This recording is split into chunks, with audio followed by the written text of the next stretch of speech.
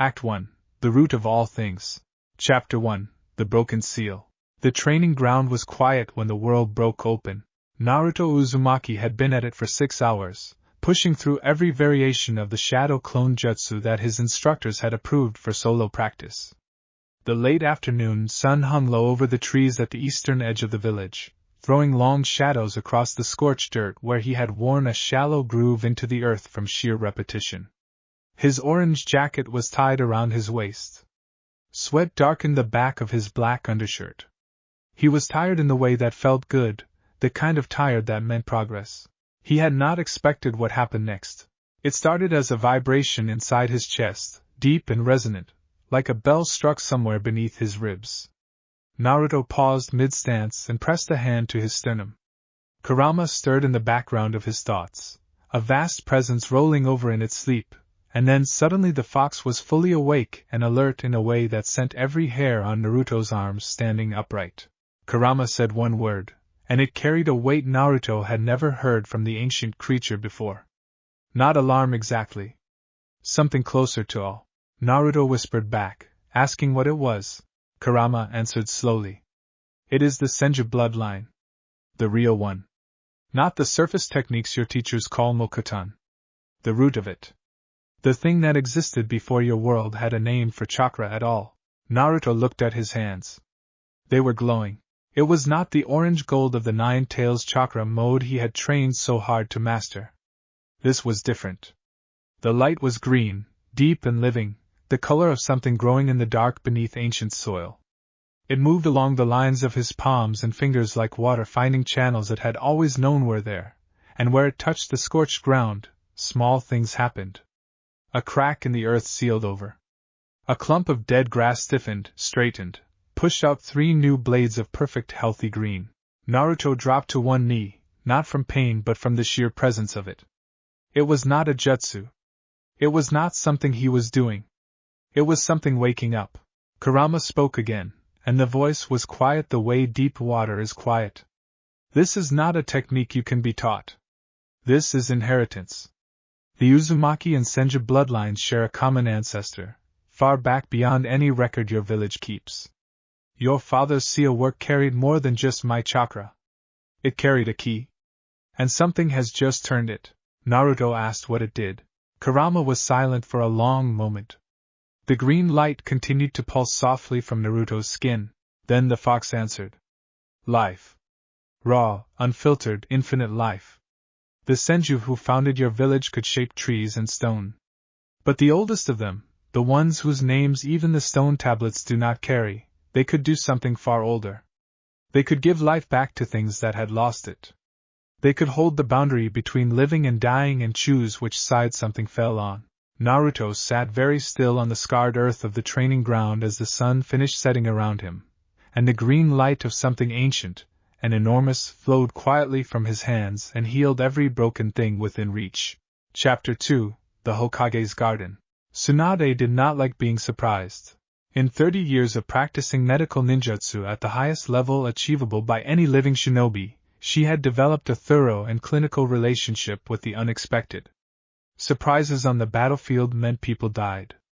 Surprises in surgery meant the patient died. She had trained herself to anticipate, to model, to stay 2 steps ahead of every possible deviation from the expected path. It was the discipline that had kept her hands steady through every catastrophe she had survived.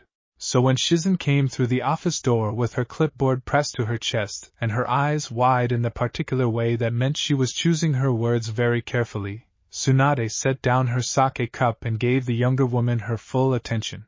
Shizen reported that Naruto had been in Training Ground 7. The ANBU on patrol observation had noticed it about 20 minutes after sundown. They said the ground inside a 40-meter radius was fully restored. Old burn damage from the Nine Tails incident. Root systems. Soil composition. All of it. As if it had never been disturbed. Tsunade asked which technique had been used. Shizen told her that was exactly the problem. None of the ANBU observers could identify the chakra signature. They said it was green. Tsunade was quiet for a moment. She repeated the word. Green. Shizen confirmed it. And it was not mokutan. The ANBU who reported it had trained under 2 Mokutan specialists. She was certain. Tsunade stood. She was not a woman who stood slowly. She moved to the window that overlooked the village and stood with her arms crossed, looking down at the lights beginning to appear in the streets below as Konoha settled into its evening routine. She was 54 years old. She did not look it, because the strength of 100 seal kept her body in a state of sustained physical maintenance that cost her something she had long ago decided was worth paying. But she felt it. She felt every year of it in the spaces behind her eyes when she had been awake too long, and in the precise and specific way her right knee ached when rain was coming. She had given a great deal to this village. She intended to keep giving. She gave Shizen her instructions. Bring him in. Do it gently. Do not make it official. Just tell him the Hokage would like to talk. Chapter 3, Roots and Records. The library in the Hokage Tower had 3 levels that the general public knew about, and 2 more that did not appear on any architectural record filed with the village administration. Tsunade kept the keys to the lower levels on a chain around her neck and had never once delegated that responsibility to another person. She brought Naruto there the morning after Shizen's report, when the boy had spent an uncomfortable night in the guest quarters adjacent to the medical wing, while the overnight shift ran every sensor array they had in careful passes over his chakra network. Nothing the equipment found had alarmed the technicians. Everything they found had confused them deeply. Tsunade sat across a wide table from Naruto in the deepest reading room, surrounded by scroll cases that had not been opened in decades. Between them, 3 of the most comprehensive genealogical records of the Senju clan were laid flat and weighted at the corners with smooth stones. She asked him directly. So it just happened. He scratched the back of his neck. Yeah. Kurama explained some of it. The old fox has been weirdly quiet since then, actually. Kind of like when you show someone something big and you give them time to sit with it, you know. Tsunade didn't know. She had been sitting with it herself since Shizen woke her. She turned a page in the genealogical record with careful hands. The paper was old enough that she could feel its age through her fingertips, a faint dryness, a brittleness held back from complete fragility only by the preservation seal the archivists had applied generations ago. The Uzumaki and Senju bloodlines are documented as cousins, she said. Every historian agrees on that much. But the records we have access to only trace back so far. Your father's work on the seal that contained Kurama was the most sophisticated Fuinjutsu produced in modern times. He was building on principles that go back to the founding of this village and further. Naruto offered what Kurama had told him. That the seal acted like a key. Tsunade nodded slowly and turned another page. There, in writing so old the characters had evolved away from the forms currently taught in the academy, was a diagram she had seen once before as a young woman and had spent decades trying to find again in the years since. A tree. Not a diagram of Mokutan technique. A family tree, but rendered as an actual tree, with roots instead of ancestral lines going down into the earth and branches instead of descendants reaching upward. At the very root of it, deeper than any named ancestor, was a single character. She turned the scroll so Naruto could see it. He leaned forward, studied it, and looked up at her. He asked what it said. She told him. Origin. The oldest texts in our possession use it to mean the source from which all living chakra flows. The Senju who founded this village believed their bloodline was descended from that source directly. Most scholars treat it as mythology. He asked if there was something more. She looked at him across the table. At the boy she had known since he was small enough to fit under her arm. At the young man who had ended a war and saved a world and still could not remember to eat breakfast before training. But your hands healed 40 meters of dead ground in under an hour without a single hand seal, she said. So perhaps the scholars should revise their position. Chapter 4, What the Elders Remember.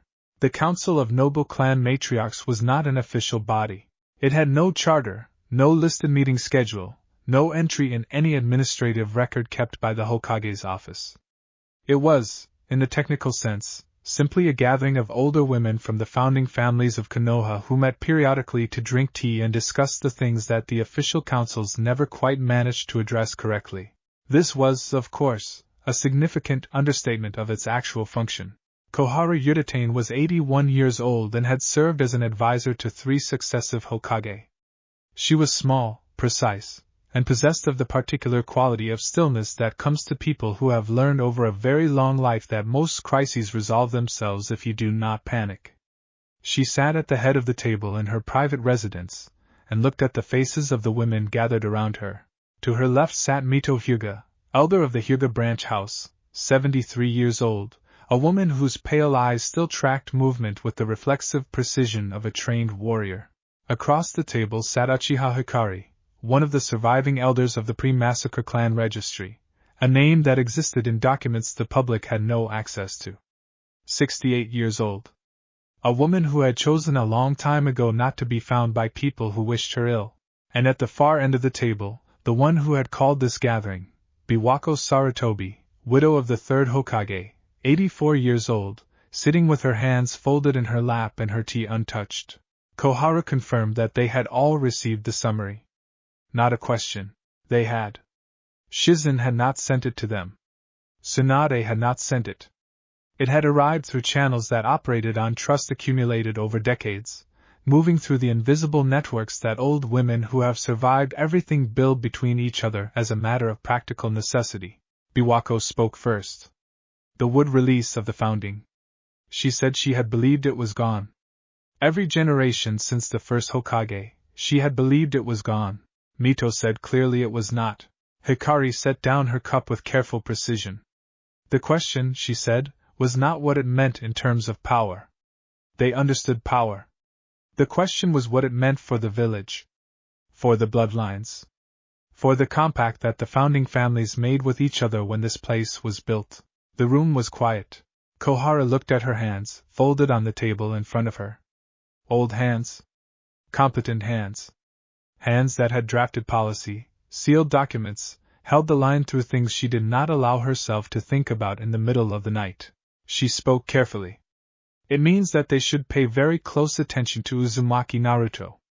And it means they should do it before people with less honorable intentions pay attention first. Chapter 5, The First Bloom. Naruto did not intend to heal Tsunade's knee. It happened the way most significant things in his life happened, which was that he was not thinking about it, and then it was already done. They had been walking back from the lower library together, climbing the stairs toward the upper levels of the tower, and she had paused on the 4th step from the top with a brief and involuntary tightening around her eyes that she almost immediately controlled and suppressed. He had seen it. He had not been meant to see it. He said something about her knee. She told him it was fine. He pushed back. It was not. She did that thing with her face when something hurt. She had done it since he was 12. She looked at him with an expression that could have curdled milk. He held out his hand.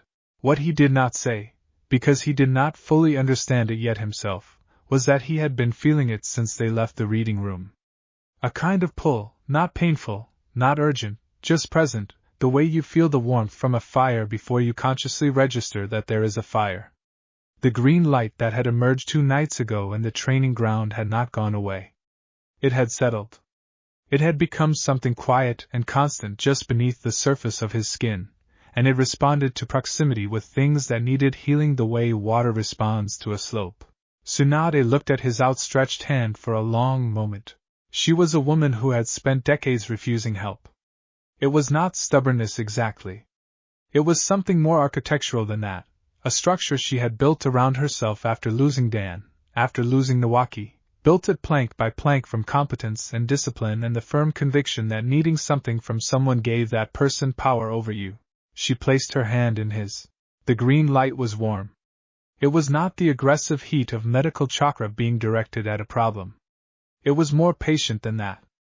It moved through the deteriorated cartilage of her knee joint the way spring moves through a garden, not forcing, not fixing by brute application of force, but restoring.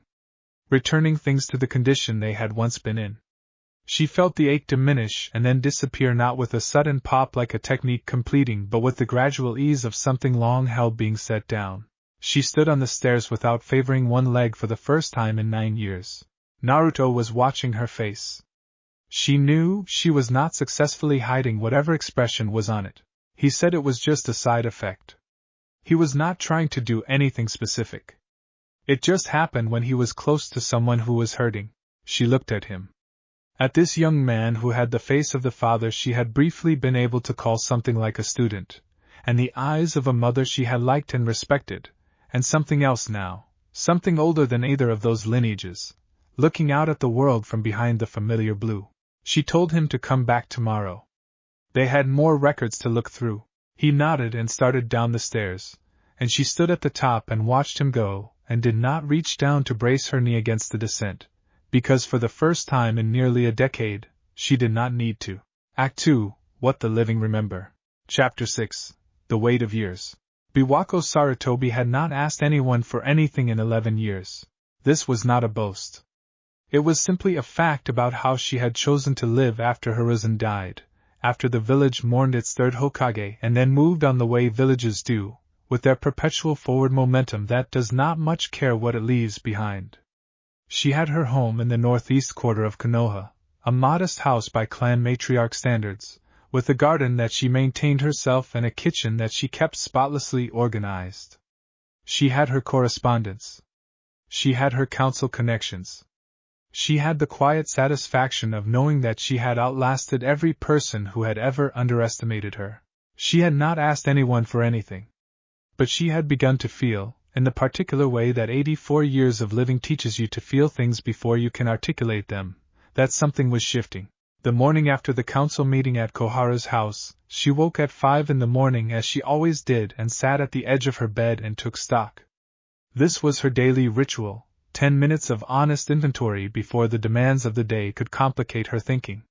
She catalogued the stiffness in her hands, the fog behind her eyes that was not quite a headache, the slow grinding reluctance of her body to move at the speed her mind still expected of it.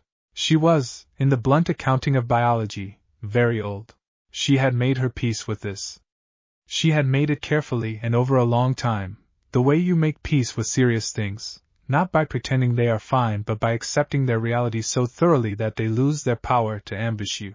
And yet, she thought about what Koharu had said, about paying attention to Uzumaki Naruto before people with less honorable intentions did. She thought about the A&B report, the 40 meters of restored Earth, the green light that none of the sensor specialists could classify. She thought about Hiruzen, who had believed in that boy with a conviction that had occasionally frustrated her and now, looking back across the distance of years, seemed simply correct.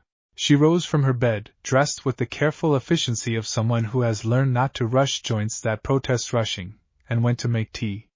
She stood at her kitchen window while the water heated and looked at her garden in the gray pre-dawn light and thought about the word that the oldest Senju records apparently used at the root of their family diagram. Origin. She was still thinking about it when the knock came at her front door. Chapter 7. A Visitor Before Dawn. Naruto had not slept. This was not unusual for him after something significant happened.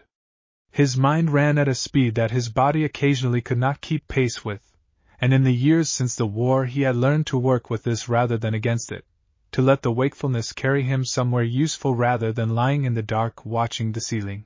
He had spent the night in the Hokage Tower guest quarters with 3 of the genealogical records Tsunade had allowed him to take upstairs, and he had read them as carefully as his academy training permitted, which was to say not very carefully at all when it came to the oldest archaic characters but well enough for the sections where the writing had evolved into something recognizable. What he found was this: the Senju clan had not simply been powerful. They had been, in the oldest accounts, custodians of something.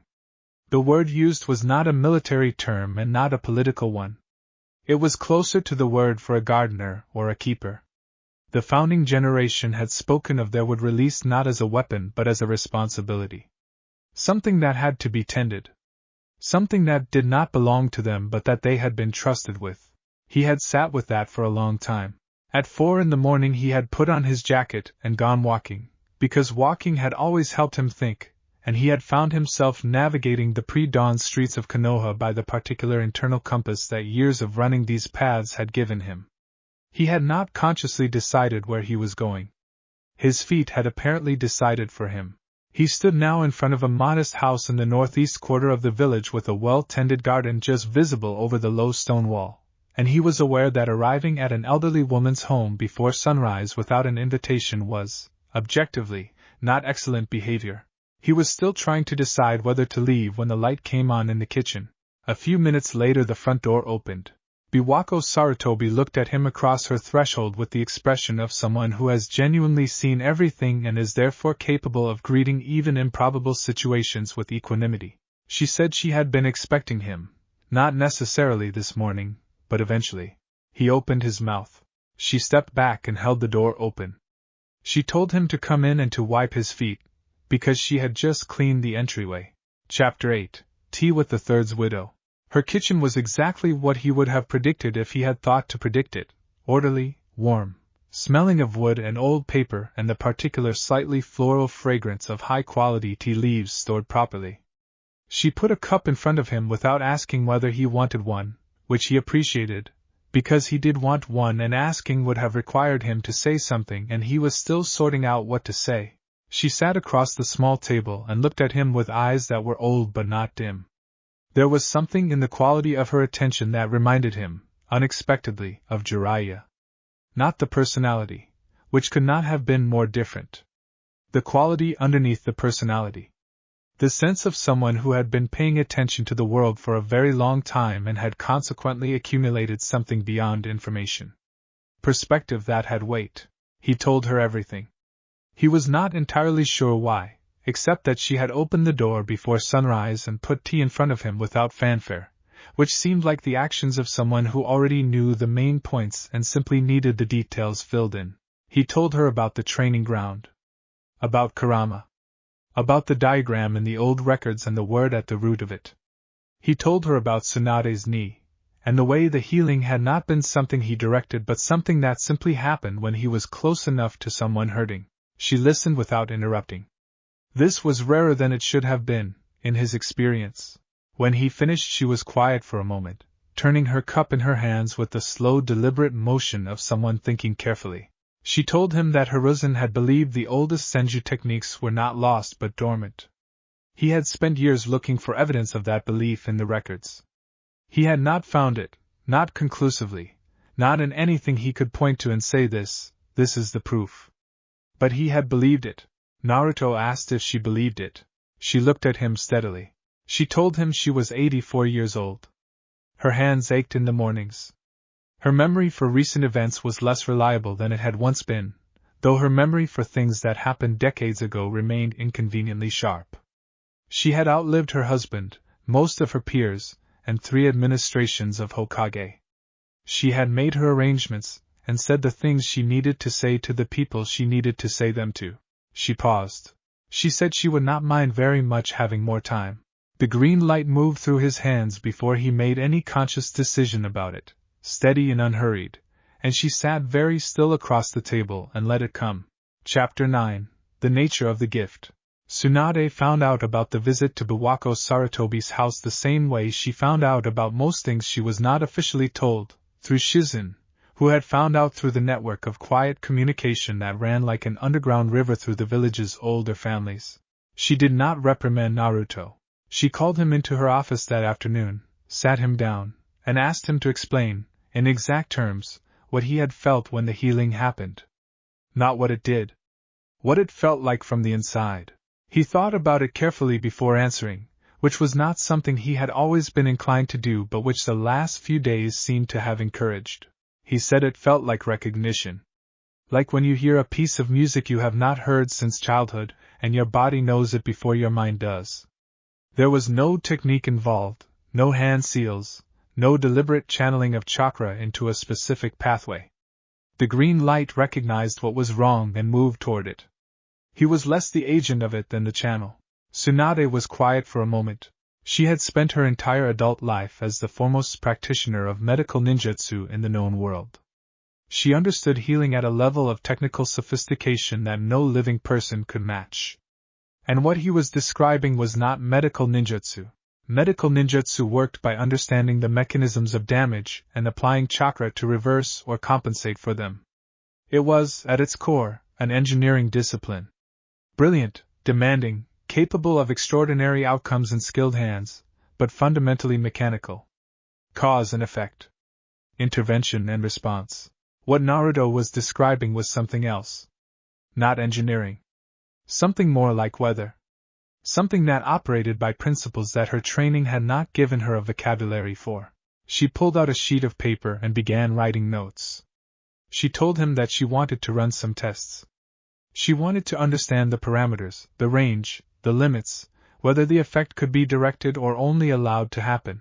He agreed without hesitation, because he was Naruto and he trusted her, and also because the thing inside him was still moving, still quiet and green and present, and part of him was relieved to have someone systematic taking hold of the question.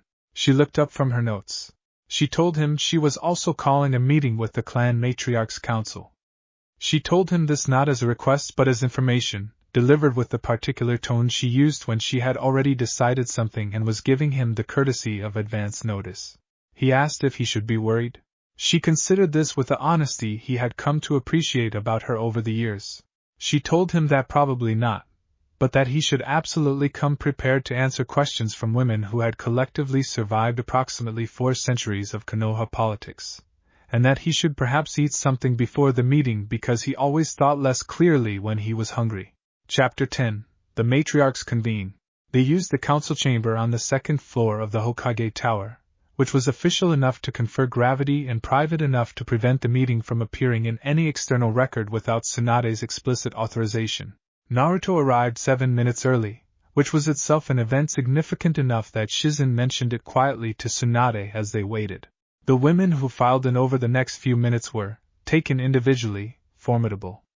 Taken together, they constituted something that Naruto could feel without being able to precisely name, the specific weight of people who have collectively held things together through conditions that would have broken lesser groups. Koharu Utatane he knew from her years on the senior council. She sat with her hands folded and her back straight and looked at him with the focused assessment of someone who had spent decades evaluating information for strategic relevance. Mito Hyuga moved with the particular economy of a retired warrior, nothing wasted, every placement of foot and hand the product of lifelong discipline. She gave him a nod that was not unfriendly. Uchiha Hikari he had not known existed until Tsunade mentioned her that morning. She was a quiet presence, small, with dark eyes that were not the Sharingan but that seemed nonetheless to see considerable distances. She sat beside Koharu and said nothing during the preliminary arrangements. Biwako Sarutobi settled into a chair at the table's curve and looked at Naruto with an expression that had shifted from their morning meeting. Something in the set of her shoulders was different. She was sitting taller than he remembered from the walk to her front door. He realized, looking at her more carefully, that her hands were not braced against the table the way they had been when she first opened her door. She had opened that door with one hand pressing the frame for balance. She was not doing anything like that now. Tsunade called the meeting to order with the absence of ceremony that characterized her better moments. She laid out what she knew in clear, sequenced terms. The awakening in Training Ground 7. The genealogical records. The preliminary tests she had run on Naruto's chakra network that morning, which had produced readings she was still interpreting but which she was prepared to share in summary. She said the short version was this. The wood release that Naruto had manifested was not a Kekkei Genkai in the conventional sense. It was not a genetic trait that had skipped generations. It was something that had been present in his chakra network since birth, dormant, held in compression by the density of the Nine Tails seal. The seal's evolution over the years of his training, the gradual shift from containment to partnership between Naruto and Kurama, had altered the conditions. The compression had lifted. What emerged was old. Older than the village. Possibly older than the concept of jutsu classification. The room was quiet after she finished. Koharu was the first to speak. She asked the question Naruto had been expecting but still found difficult to meet directly when it came. She asked what it did to people. Not in the general sense. Specifically, what happened to someone on the receiving end of prolonged contact with this energy? Naruto looked at Biwako. Biwako looked back at him with calm eyes and then looked at Koharu and said clearly and without apparent self-consciousness that she had arrived this morning and could not keep her balance on uneven ground. She said she had walked home from the tower after their tea with her hands in her pockets instead of extended for steadiness, as she usually kept them. She said the morning fog behind her eyes was gone. She said she felt, In a way, she was choosing her words carefully to describe accurately, like herself. Like the version of herself that existed before the accumulation of decades had begun to narrow what that meant. The room was quiet again. Then Mito Hyuga, who had not spoken since entering, said in a voice of careful restraint that she would like to understand the mechanism before any further discussion of implications. Tsunade said that was exactly why she had called the meeting. Chapter 11: What the Fox Knows. Kurama had been, since the morning after the awakening, conducting its own parallel investigation. This was not something Naruto fully tracked in real time. The fox's awareness existed alongside his, occupying the same interior landscape but with a different vantage point. Where Naruto experienced the green energy as warmth and recognition and an outward moving pull toward things that needed healing, Kurama experienced it as something with depth and history. Something the fox had felt before, in a different configuration, a very long time ago. On the evening after the council meeting, when Naruto finally sat down in his apartment, and was quiet long enough to make sustained communication possible, Kurama spoke. The fox asked if the boy wanted to know what it actually was. Naruto said yes, obviously. Kurama considered how to say it. The oldest chakra in the world, the fox said, did not begin as a weapon. It did not begin as a system of techniques organized for combat, and categorized by element, and refined by generations of people trying to kill each other more efficiently. It began as what it was: a life force. The energy that made living things live rather than not live. The sage of six paths had understood this. What most people did not know, what had been lost as the generations of violence accumulated and the practical military uses of chakra became the entire vocabulary for discussing it, was that the Senju bloodline in its deepest form was not related to would release the way a modern shinobi thinks about a bloodline technique. It was a direct line of inheritance from the origin of the force itself. Not all of it. Not the source entire.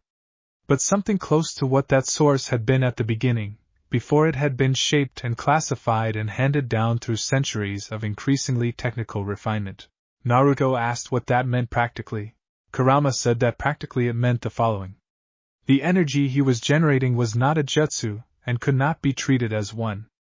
It could not be turned off the way you stop maintaining a technique. It was more like breathing than like casting. It was the expression of what he was now, not something he did. And its effect on living things that came into sustained proximity with it was to restore them toward their original condition. Naruto sat with this for a moment. He asked if it was dangerous. Kurama was quiet for a moment, in the way of someone being honest about something complicated. The fox said that in his opinion, no. The energy was not aggressive. It did not take. It gave. But he said there was a responsibility that came with something this size. People who spent significant time near Naruto would change. They could not come and go from that proximity without it meaning something. And Naruto needed to understand, with the same clarity he brought to understanding his other abilities, what he was offering and what receiving it asked of the people who received it. Naruto sat alone in his apartment for a long time after that, with the green light moving quietly under his skin, thinking about what it meant to be responsible for something you had not chosen and could not put down. Chapter 12: The Hyuga Elder's Question. Mito Hyuga came to the tower the next morning alone and asked to see Naruto in a formal context, which in practice meant she arrived at 9, was shown to a small meeting room, and was presented with tea while she waited. She was not someone who performed patience. She simply had it, genuinely and in depth, the way you have a quality that has been tested enough times to become structural. When Naruto arrived, she looked at him with the pale Hyuga eyes and did not waste time on preamble. She said she was going to ask him something directly, and she wanted a direct answer. He said of course. She asked what he wanted. He did not immediately understand the question, which she appeared to have anticipated. She clarified. She said she had spent 50 years watching people who possessed extraordinary power. She had watched what it did to them. What it was offered. What it cost them. She had watched the first Hokage and the third. She had watched Tsunade. She had watched his father from a careful distance during the years of his leadership. She had observed, across all of these, a consistent pattern. Extraordinary ability attracted extraordinary need, and the people who survived that attraction intact were the ones who had answered this question for themselves before circumstances answered it for them. So she asked again. What did he want? Not for the village. Not for the bloodlines. Not as the next logical step in whatever the council was developing as a framework for understanding his abilities. What did Naruto Uzumaki want, personally, for his own life, now that the world had changed in this specific way? He was quiet for a while. He said he did not entirely know yet. She nodded. She said that was an honest answer, and she respected it. She said she would tell him what she had observed about him across the years she had been paying attention, which was that he was someone who gave without calculating what the giving cost him. She said this was, depending on circumstances, either a profound gift or a slow form of self-erasure, and the difference between the two outcomes was usually whether the person doing the giving had a clear enough sense of their own center to give from rather than to give away. She then said something he had not expected. She said her left arm had been injured badly in the war. A nerve cluster near the shoulder that the medical corps had repaired as well as it could be repaired, which was to say functionally but not fully. She had adapted to the limitation. She managed it. But it had cost her something in the long discipline of the gentle fist that she had not discussed with anyone, because there was nothing to be done about it, and discussing losses you cannot address serves no useful purpose. She held out her arm. She said she was asking, which was something she did not do easily, and she wanted him to understand the weight of the asking. He took her hand and the green light moved, and she sat very still with the particular discipline of someone letting something happen that they are not accustomed to letting happen. And when it was done she flexed her fingers slowly, and looked at her hand as if verifying the evidence of sensation she had not expected to feel again. She said thank you in a tone that carried the full weight of what it meant. He said she was welcome in a tone that meant the same. Chapter 13. Koharu's Condition. Koharu Utatane arrived at Naruto's apartment on a Tuesday evening without announcement. This was notable because Koharu was a woman who operated entirely through formal channels. She had not, in the memory of anyone who knew her well, shown up somewhere without an appointment in at least 40 years. The fact of her arrival at his door, alone, without Shizen notifying him, without the scheduling apparatus of the Hokage's office involved, said more than the words that followed it. He opened the door. She was standing there in civilian clothes rather than her council robes, which he had also never seen, and she looked like what she was, an 81-year-old woman who had spent 60 years operating at the highest levels of village governance, and who was, for the first time in as long as anyone could remember, doing something for reasons that were entirely her own. He stepped back and let her in. She sat at his kitchen table, which was small and slightly uneven because one leg was shimmed with a folded piece of paper that he kept meaning to replace with something more permanent, and she looked around his apartment with an expression that was impossible to read and then looked at him. She said she was going to tell him something she had not told anyone, and she was going to tell him because the alternative was continuing to not tell anyone indefinitely, and she was at an age where indefinitely had acquired a different quality of meaning. She had been experiencing, for the past 2 years, a progressive narrowing of her vision. Not blindness exactly. A slow encroachment from the periphery, a shrinking of the range. She still functioned fully at range.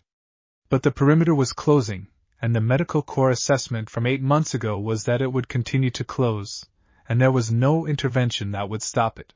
She had not told the council because her function on the council did not require full peripheral vision, and she had not wanted to become an object of management. She had not told her family because her family would have made it into something that required her to spend emotional energy she preferred to spend elsewhere. She had told him because he was, as near as she could determine, the only person in the village who could do something about it. She sat very straight in the slightly uneven chair and looked at him with eyes that were already showing the earliest visible signs of what she had described, a faint cloudiness at the outermost margins that you would not notice if you were not looking for it. He sat down across from her. He said he was not certain he could target something that specific. The healing did not work like a medical technique. He could not guarantee outcomes the way a surgeon could. She said she understood. She said she was not asking for a guarantee. She was asking him to try. There was something about the way she said it, stripped entirely of the formal register she normally inhabited, that landed with a weight he felt in his chest rather than his ears.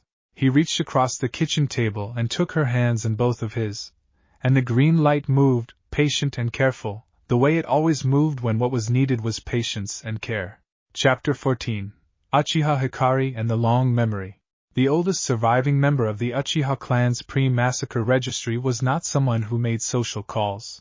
Hikari had been, for the 23 years since the night that divided Konoha's history into before and after, a person who lived at the edge of visibility. Not hidden exactly. Not gone. Simply present in a way that did not invite attention, in a small house near the village's western training grounds where she grew vegetables and kept 3 cats and was visited occasionally by Itachi's surviving associates, and less occasionally by people from the formal Uchiha Memorial Organization that had been established after Sasuke's eventual return. She had not attended the council meeting at Koharu's house by arriving through the front gate. She had been there when the others arrived, already seated at the far end of the table, having entered by a route she did not explain and no one asked about.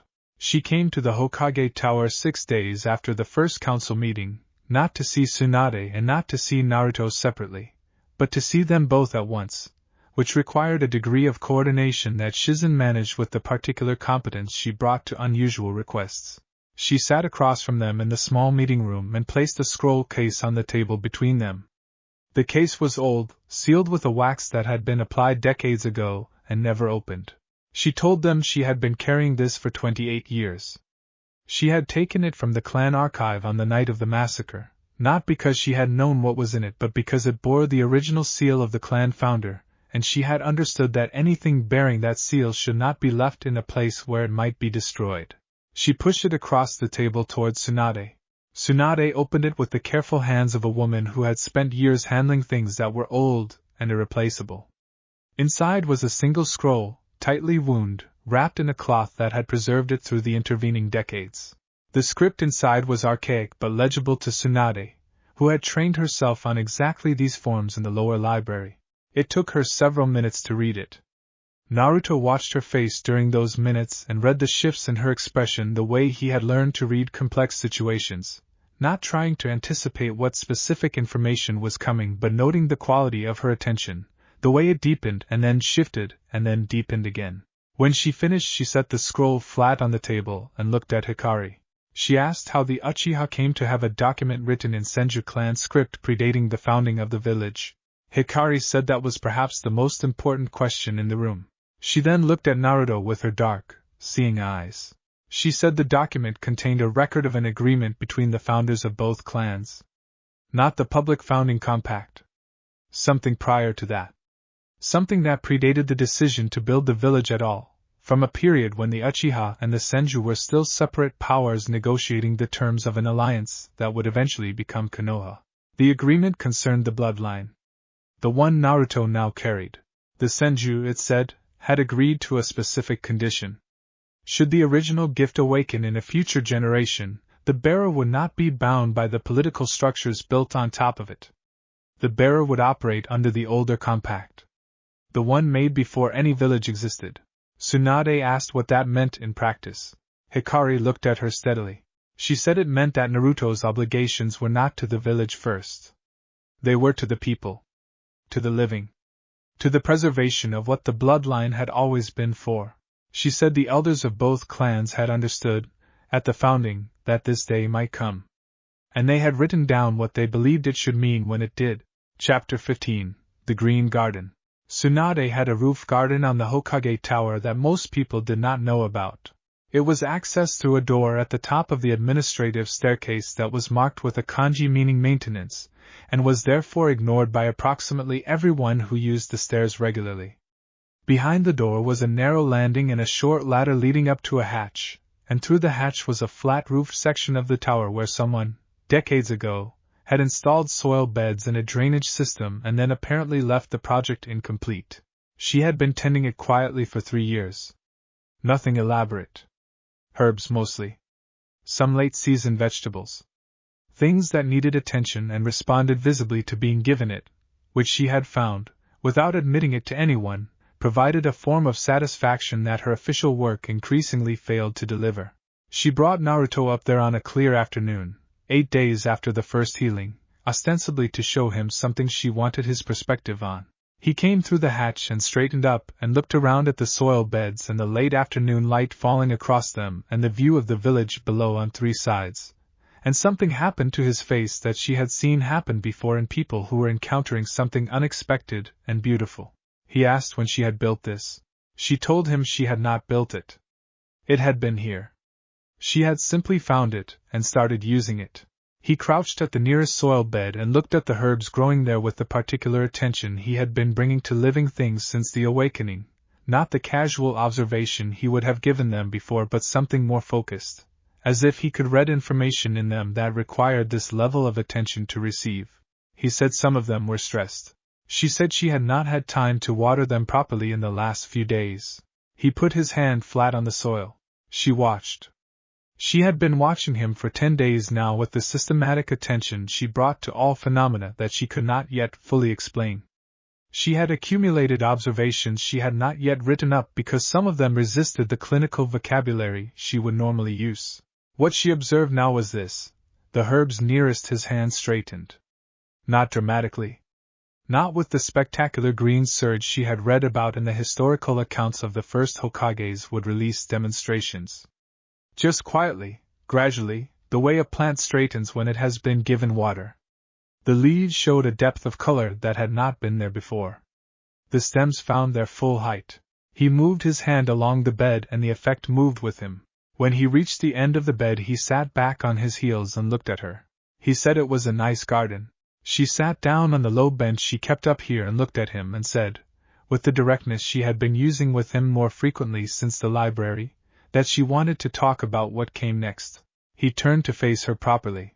She said the clan matriarchs were going to want to formalize something. Not officially. Not through any structure that appeared in the village record. But the compact that Hikari's document described was not something that could simply be noted and filed. It implied an arrangement. A relationship between Naruto and the people who constituted the deep history of the village. The founding bloodlines. The long memory. He asked what kind of arrangement. She looked at the restored herbs in their soil bed and looked at her hands and looked at him. She said the kind that has existed before, in the long histories of clans that kept their significant agreements in forms other than formal documentation. She said the elders of the founding families had, collectively, spent approximately 4 centuries learning what Konoha needed to survive and what it needed to flourish, and those two things were not always the same. And the people who held that knowledge were old, and the knowledge would not last without someone who could keep the people. Naruto was quiet for a long moment. He said he understood what she was describing. He said he had been thinking about it since Kurama's explanation. About what the responsibility was. About the difference between giving something away and giving from a place of genuine abundance. She asked where he had gotten that framing. He said Mito Hyuga had said something that pointed him toward it. Tsunade looked at the village spread below the roof in the late afternoon light and felt, in the knee that had not ached in 11 days, the absence of the thing she had carried so long she had stopped noticing it as a separate presence. She said she thought they should invite the matriarchs back. All of them. And that this time Naruto should be the one to open the meeting. Act 3, The Compact of the Living. Chapter 16, The Opening. Naruto had given speeches before. He had addressed crowds of thousands in the aftermath of the war, standing in fields that still smelled of smoke, speaking to people who were exhausted in every way a person can be exhausted and needed something to hold on to. He had spoken at funerals. He had addressed the Joint Council during the Reconstruction negotiations, which had required a different kind of courage than anything the battlefield had asked of him because the battlefield at least had the clarity of knowing immediately whether what you were doing was working. None of that had prepared him for standing at the head of a small table in the second-floor council room of the Hokage Tower, looking at 4 women who collectively carried more institutional memory than any archive the village possessed, and opening a meeting. He did not prepare a speech. He had thought about preparing one and then decided against it, because the women in this room had spent their entire careers listening to prepared speeches and had developed an immunity to them that bordered on clinical. He stood at the head of the table for a moment, and looked at each of them in turn. Koharu, whose eyes were clearer than they had been a week ago in a way that she had not commented on, and he had not commented on. Mito, who was sitting with both hands flat on the table with the full extension of both arms, a posture she had not been able to maintain without discomfort before their conversation. Biwako, who was wearing a different kind of expression than the one she had answered her door with 10 days ago, something that sat more easily on her face. Hikari, who was watching him with the quiet patience of someone who has waited a very long time and has learned to be comfortable in waiting. And Tsunade, at the far end of the table, who was not watching him with assessment or expectation but simply with attention. Present. Ready. He said he wanted to start by telling them what he had decided. The room was very still. He said he had thought for a long time about what Mito had asked him. What he wanted for himself. And he had also thought about what Kurama had told him, about the difference between giving something away and giving from a place of genuine abundance. He said he did not have a complete answer to either of those things yet. But he had a direction. He said the direction was this: he was not going to treat what had happened as a problem to be managed or a resource to be allocated. He was going to treat it as what it appeared to be, which was a responsibility. And the people in this room were, as far as he could determine, the people to whom that responsibility was most immediately relevant. He said he was asking, formally, for their help in understanding what he was and what it meant. Not because he needed to be managed. Because they knew things he did not know, and he was not too proud to say so. He sat down. Koharu was quiet for a moment. Then she said that was the clearest opening statement she had heard in approximately 40 years of council work, and she had attended a great many opening statements. Biwako said she agreed. Mito looked at her restored hands and looked at him, and said they should begin. Chapter 17. The History Before the History. What followed was 3 hours of the most concentrated oral history Naruto had ever sat through, which was saying something because he had sat through Jiraiya's storytelling on several extended training trips, and those had been nothing if not comprehensive.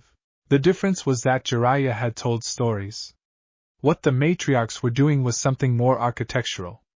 They were building a structure, laying one account next to another, showing him the joints where separate histories connected, giving him the hidden load-bearing elements of the village's past that did not appear in any document because the people who built them had understood that some things, committed to paper, become targets. Koharu spoke about the founding families and the agreements they had made with each other that predated the formal founding compact. She spoke precisely, drawing on a memory for dates and names and the sequencing of events that had clearly not diminished. She said the village had been built on 2 kinds of foundation, the visible one, which was the walls and the administrative structure and the mission system and the academy, and the invisible one, which was the network of personal obligations and trust and shared knowledge that the founding generation had developed over decades of fighting alongside and against each other before they decided to stop. The invisible foundation, she said, had always been the more important one. Mito spoke next.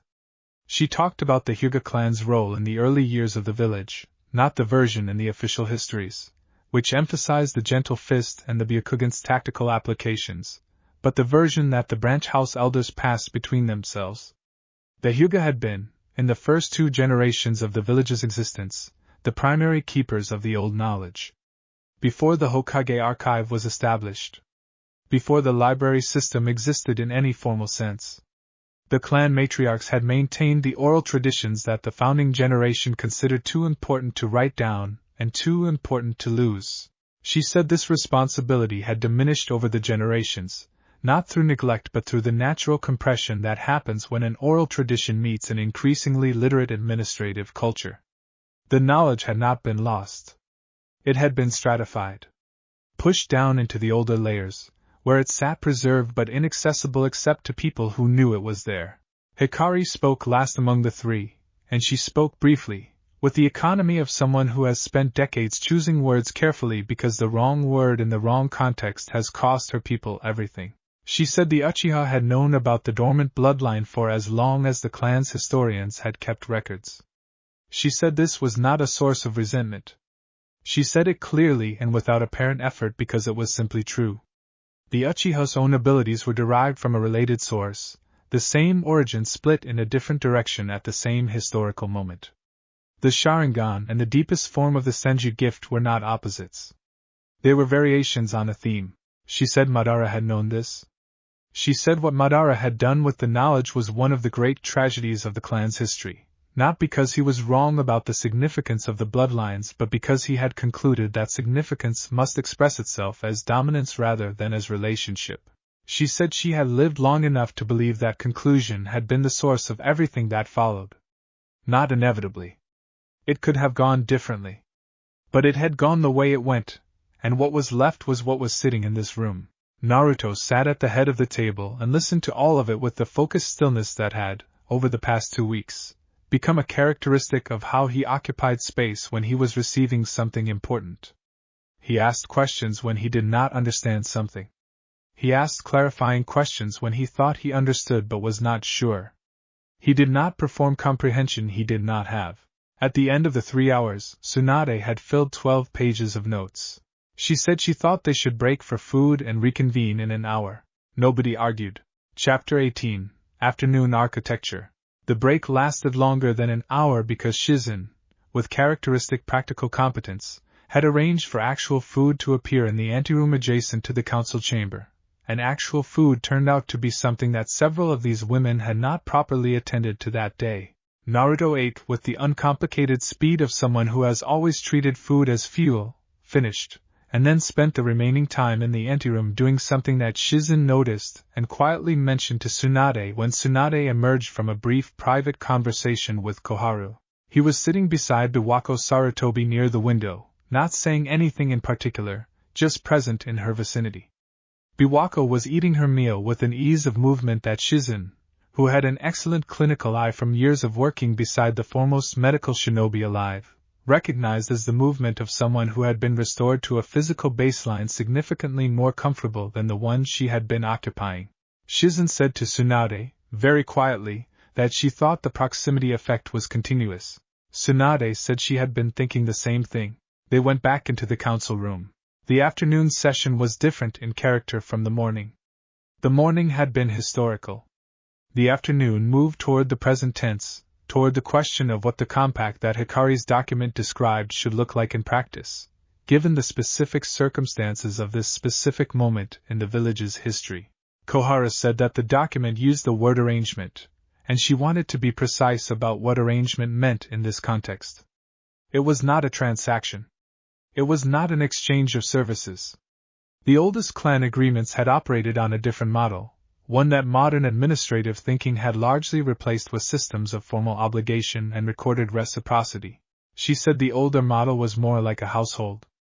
A set of people who had bound themselves together around a shared center, not because they owed each other specific things, but because the center was worth organizing around and the people who organized around it were better for the organizing. Mito said, with characteristic directness, that she thought they were dancing around a concept that had a name in several of the old texts. Koharu said she was aware.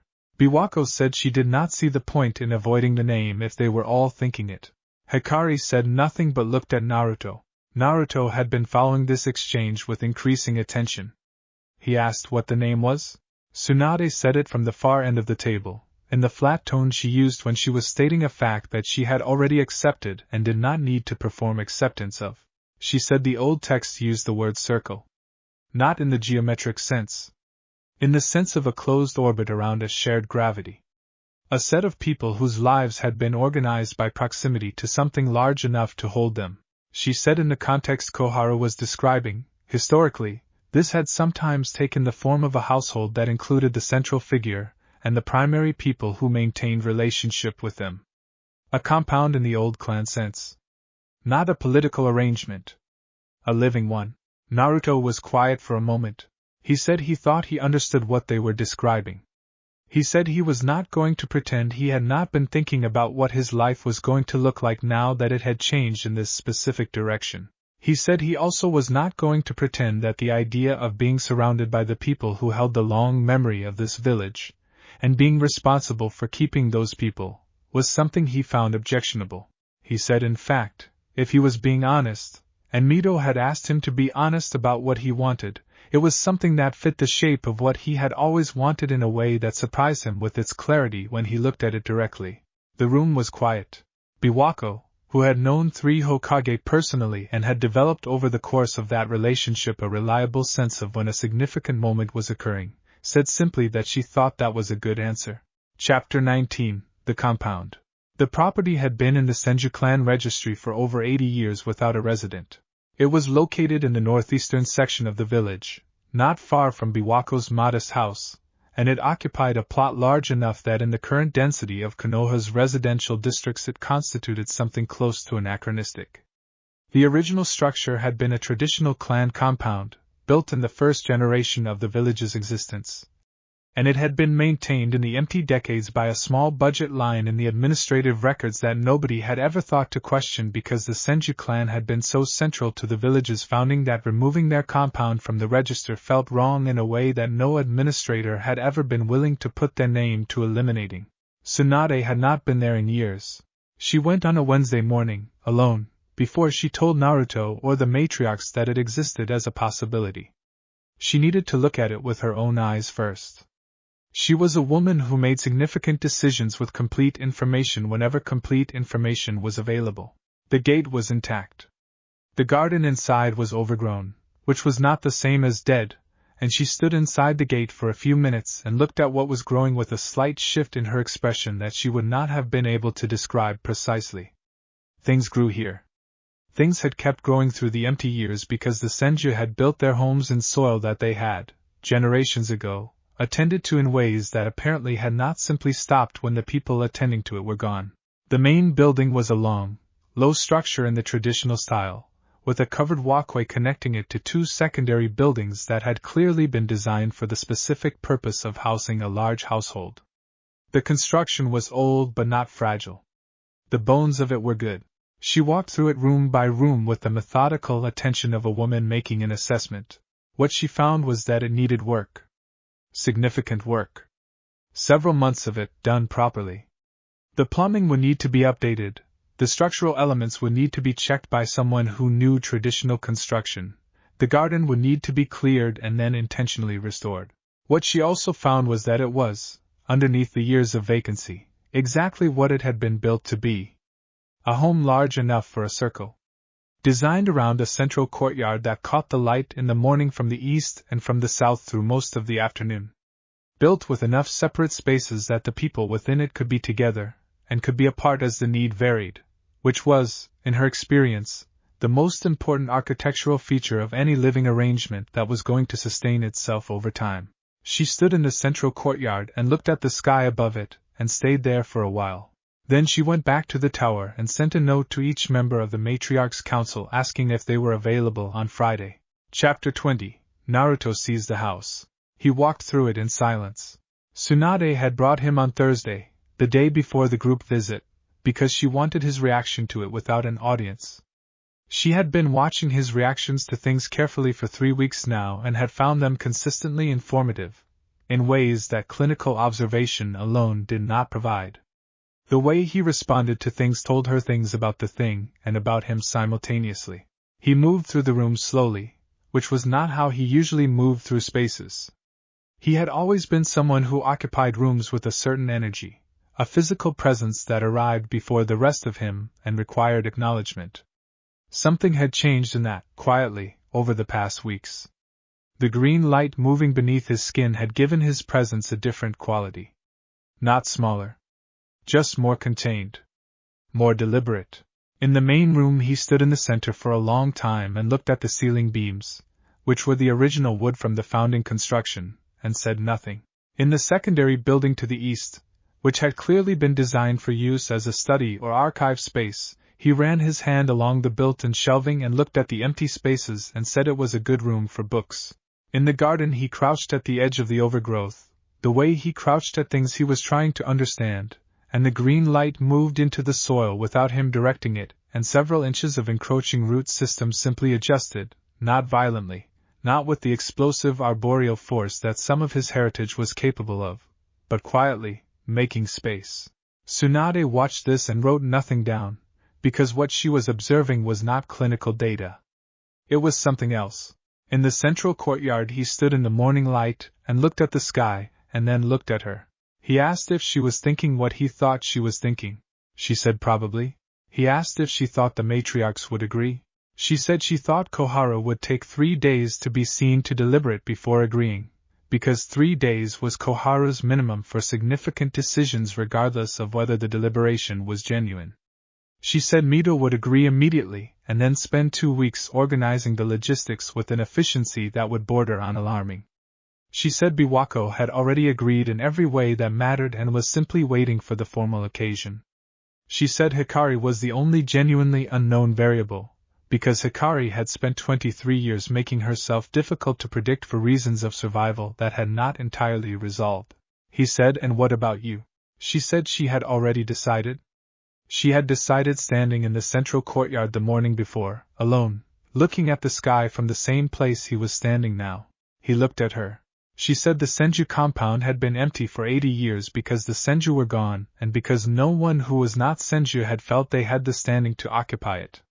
She said she was not Senju by blood, but she had carried the name by choice and by the will of the man who gave it to her, and she thought that the man who had given her that name would have considered this a reasonable use of the property. She said the first Hokage had built this house for a circle. She thought it was time to have one. Naruto was quiet for a moment. Then he said that was the most words he had ever heard Tsunade use to describe something she had already decided. She said he was not wrong, and they should go eat something before the afternoon. Chapter 21, Hikari's Answer. The question of whether Uchiha Hikari would join the compound household was answered not at the Friday meeting but 3 days before it, in a conversation that happened without witnesses and was reported only in the summary that Hikari herself provided to Tsunade afterward. She had gone back to her house on the western edge of the village after the council meeting and sat with it. This was her method. She did not process significant decisions in conversation. She processed them in the particular silence she had built over 23 years of living at the edge of visibility, a silence that had enough space in it to hold large things. What she sat with was not the compound itself, which she had not yet seen, and not the arrangement, which she understood well enough from the historical context to know its parameters. What she sat with was the question of whether she was done protecting herself from exactly this kind of belonging. She had been, since the night of the massacre, a person who lived in proximity to trust without quite extending it completely. She had trusted Biwako enough to attend the council meetings. She had trusted Koharu enough to produce the scroll. She had trusted Tsunade enough to hand it over without knowing what would be done with it. Each of those was a real trust, genuinely held. But they were specific and bounded, offered in discrete contexts for discrete purposes. What Naruto's situation described was something different. Continuous. Not bounded by context. She walked through this question for 3 days with the thoroughness she brought to things that mattered. On the 3rd day she went to the training ground at the western edge of the village where Naruto had fallen into a habit of spending his mornings since the awakening, drawn there by the same compass that had taken him to Biwako's house before dawn. He was there when she arrived, sitting on the low stone wall that separated the training ground from the path, with his hands in his lap and his eyes on the trees, not training, just present in the way he had learned to be present since the green light had changed the quality of what his presence meant. She sat beside him on the wall. They were quiet for a while. She said she was going to tell him something about herself that she had not told anyone outside the clan. She said she told him this not as an exchange but as an act of foundation. Something laid down so that what was built on top of it would know what it was built on. She had been, before the massacre, the head of the Uchiha clan's internal historical archive. She had been responsible for the preservation of the clan's oldest records, including the ones that did not appear in the version of Uchiha history submitted to the village administration. She had been 23 years old and she had understood, clearly and without consolation, what was going to happen on that night, because she had read enough history to recognize the signs of it. She had not been able to stop it. She had saved what she could save, which was the scroll and 3 other documents and her own life. And she had spent the years since carrying the weight of what saving what you can save feels like when what you cannot save is almost everything. She said she was telling him this because she thought he should know that the person sitting beside him had a specific and informed understanding of what it meant to be the last keeper of something irreplaceable, and that she had concluded, after 3 days of sitting with it, that she would rather be a keeper in a circle than a keeper alone. Naruto did not say anything immediately. When he did speak, he said that he understood about carrying things that were not entirely yours to put down. He said he had been doing it since he was born and the shape of it was familiar to him. He said he was glad she was going to be there. She said she thought she was glad too, which was a sentence she had not expected to be able to produce with this much conviction at this point in her life, and she acknowledged that directly, because she was someone who preferred accuracy to performance. He said he appreciated that. She said she had gathered that about him. She said it was one of the things that had made the decision easier. Chapter 22: The Shape of a Household. The Friday meeting at the compound was the first time all of them had been in the same physical space outside of the formal council room, and the difference in how the gathering felt was something that several of the women noted privately, and that Naruto noticed openly because he was someone who noticed things openly. He said, when they had all come through the gate and were standing in the central courtyard in the morning light, that it was different here. Koharu looked at the courtyard with the expression of someone who is performing careful neutral assessment, and is not entirely succeeding. Mito had already walked the perimeter of the garden and was standing at the eastern edge with her arms crossed, doing what appeared to be structural analysis of the secondary building with her Byakugan at low activation. Biwako was standing in the center of the courtyard in the full morning light with her face turned slightly upward and an expression that was not performing anything.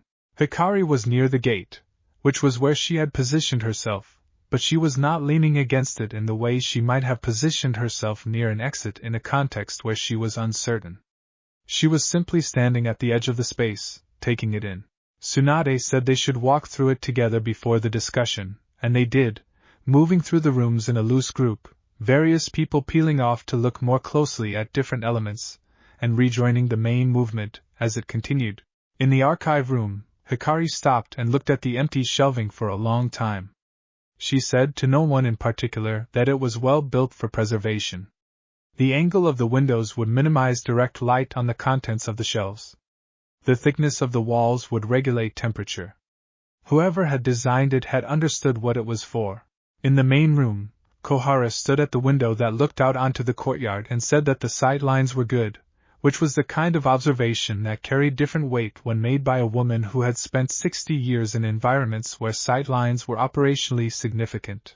In the kitchen, which was large by modern standards and designed around a central table in the old clan manner that assumed a household of significant size, Biwako said simply that it was a kitchen that expected to be used. They convened back in the courtyard. The conversation that followed was practical in the way that conversations become practical when the significant decision has already been made and what remains is architecture. They talked about which spaces would serve which purposes. They talked about the renovation timeline. Mito had, as Tsunade had predicted, already formulated a logistics framework in her head and began presenting it with the efficiency of someone who has been organizing complex operations for 50 years. Naruto sat on the low stone bench at the center of the courtyard and listened and occasionally offered a thought when a thought seemed useful and was otherwise simply present, and the green light moved through the soil of the courtyard and through the old wood of the surrounding structure and through the air of the space between the people in it, quiet and continuous, doing what it did when he was close to things that needed tending. By the time Mito finished her initial logistics outline, the wisteria that had been growing in a neglected heap against the eastern wall had begun, slowly and without drama, to find the trellis it had apparently been intended for when someone had planted it in the compound's better years. Nobody mentioned it directly. Everyone noticed. Chapter 23: What Tsunade Carries. There was a conversation that had not yet happened, and Tsunade was aware of it the way you are aware of something you have been moving around for days without looking at it directly. She and Naruto had been in each other's company daily for 3 weeks. They had worked through the genealogical records together. They had stood in the courtyard of the compound together, and watched the others take the measure of a future. She had been, throughout all of it, functioning in her familiar role, organizing, contextualizing, deciding when information was ready to be shared and in what order. She was good at that role. She had been good at it for a long time. What she had not done, in the 3 weeks since the healing on the staircase, was talk about herself. This was not unusual. She did not generally talk about herself. She was the Hokage, which meant her job was to hold the shape of things, and holding the shape of things was not compatible with a great deal of visible interior weather. On the Sunday after the Friday meeting, she went to the compound alone in the early evening after the administrative day was finished. The renovation work had not started yet. The space was still empty, and slightly overgrown and full of the particular quality of a place that is waiting for what comes next. She sat in the central courtyard as the light changed. Naruto found her there. She was not surprised. His compass had been reliable about this kind of thing. He sat beside her on the low stone bench and did not immediately say anything, because he had learned, sometime in the past 3 weeks, that there were kinds of presents that did not require words to begin. She said, eventually, that she wanted to tell him something. He said all right. She said she had been the Hokage for long enough that she was not always certain she remembered what she was like before she was the Hokage. That the role had, over time, become so structural to her sense of herself that the edges between Tsunade who leads and Tsunade who lives had become difficult to locate. She said she had noticed, over the past 3 weeks, that those edges were becoming easier to find again. She said she thought it was related to him, to the specific quality of what he was now, but she also thought it was related to something he had done that was less mysterious than the green light and more straightforward. He had been treating her like a person he wanted to know rather than like a resource he needed to understand. She said this was not as common as it should be, in her experience, in the people who came to her with significant things.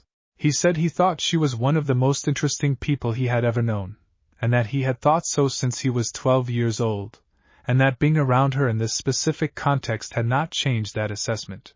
She was quiet for a moment. She said she had lost people that she did not recover from losing. He knew the names. She did not need to say them. She said the way she had managed those losses was by putting her full weight onto what she could control, which was her work and her skill and the daily forward momentum of keeping the village functional. She said she thought she had been managing for a very long time, and that managing was not the same as living. The green light moved, not in the purposeful way it moved when it was healing something specific, but in the ambient way it moved when Naruto was simply present with someone, the quiet radiation of something that did not require a reason to give. She said she was ready to stop managing quite so exclusively. He said he was glad. They sat in the courtyard while the light finished changing, and the old wisteria on the eastern wall extended another foot along the trellis, finding its direction in the dark. Chapter 24, Restoration. The renovation of the Senju compound took 3 months. Naruto was present for most of it, not in a supervisory capacity but in the practical one that his specific situation made natural. He showed up in the mornings and helped with the physical work where physical work was what was needed, and in the evenings when the workers had gone he walked through the spaces and let the green light do what it did with old wood and old stone and old soil that had been waiting. The workers who had been hired by Mito's logistics framework reported, after the first 2 weeks, that the materials were behaving in ways they were not accustomed to. Old wood that should have needed replacement was holding. Stone that should have required repointing was settling into a solidity that their instruments said was more like new construction than century-old foundation.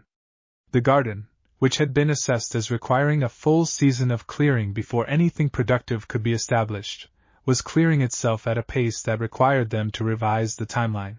Mito reviewed their reports with the expression of someone who is updating a framework in real time. She said she would revise the timeline. She did not explain the mechanism, and the workers, who were skilled professionals and not shinobi, did not ask. During those 3 months the matriarchs came and went from the compound with increasing frequency and decreasing formality, which was itself a form of information about how the arrangement was settling. Koharu brought documents from her personal archive and spent several afternoons in the east building with the shelving, organizing things in a way that suggested she was planning for her own continued use of the space. Mito made structural decisions about the renovation with the brisk clarity of someone who has decided to care about a place and is now simply getting on with it. Biwako came most mornings and sat in the courtyard and read, or sometimes simply sat, and occasionally when Naruto was there they talked, the slow, comfortable conversations of people who are learning each other without urgency.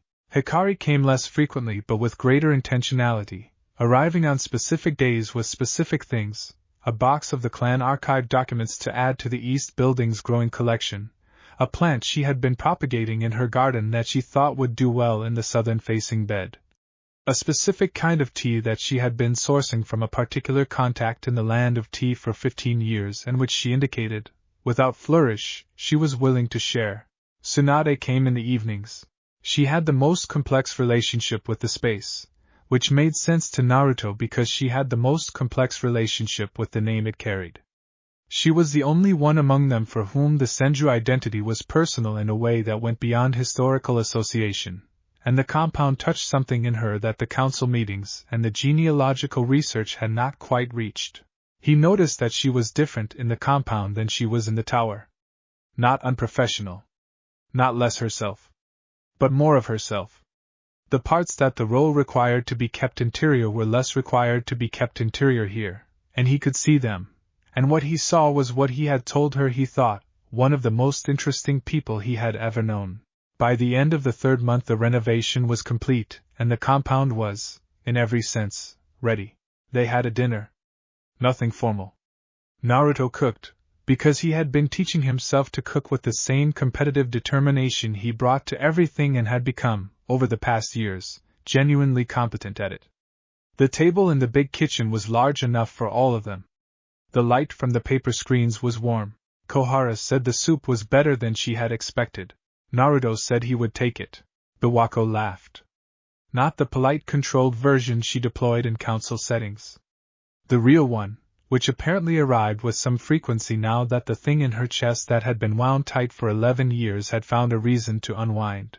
After dinner Mito produced a document she had prepared, which she said was not a formal compact because formal compacts were public record and this was not a public matter, but which was a clear statement of what they were, what they had agreed to, and what each person in this circle understood themselves to be undertaking.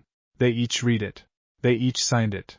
Naruto signed last, and the green light moved through his hand and into the paper as he wrote his name, and the ink that had been a standard village black dried in a color that was very slightly, unmistakably, alive. Chapter 25, the morning after the signing. He was up before everyone else. This was not unusual. He had always been an early riser, trained by years of dawn missions and the particular metabolism of someone who had spent their formative years running on urgency. But this morning the earliness had a different quality. Not anxious. Not driven by the forward momentum of something requiring his attention. Simply awake, in a house that now contained sleeping people who had chosen to be there, in a compound that was his in a way nothing had been his before, and feeling, quietly and without drama, that this was what the word home was for. He made tea in the big kitchen.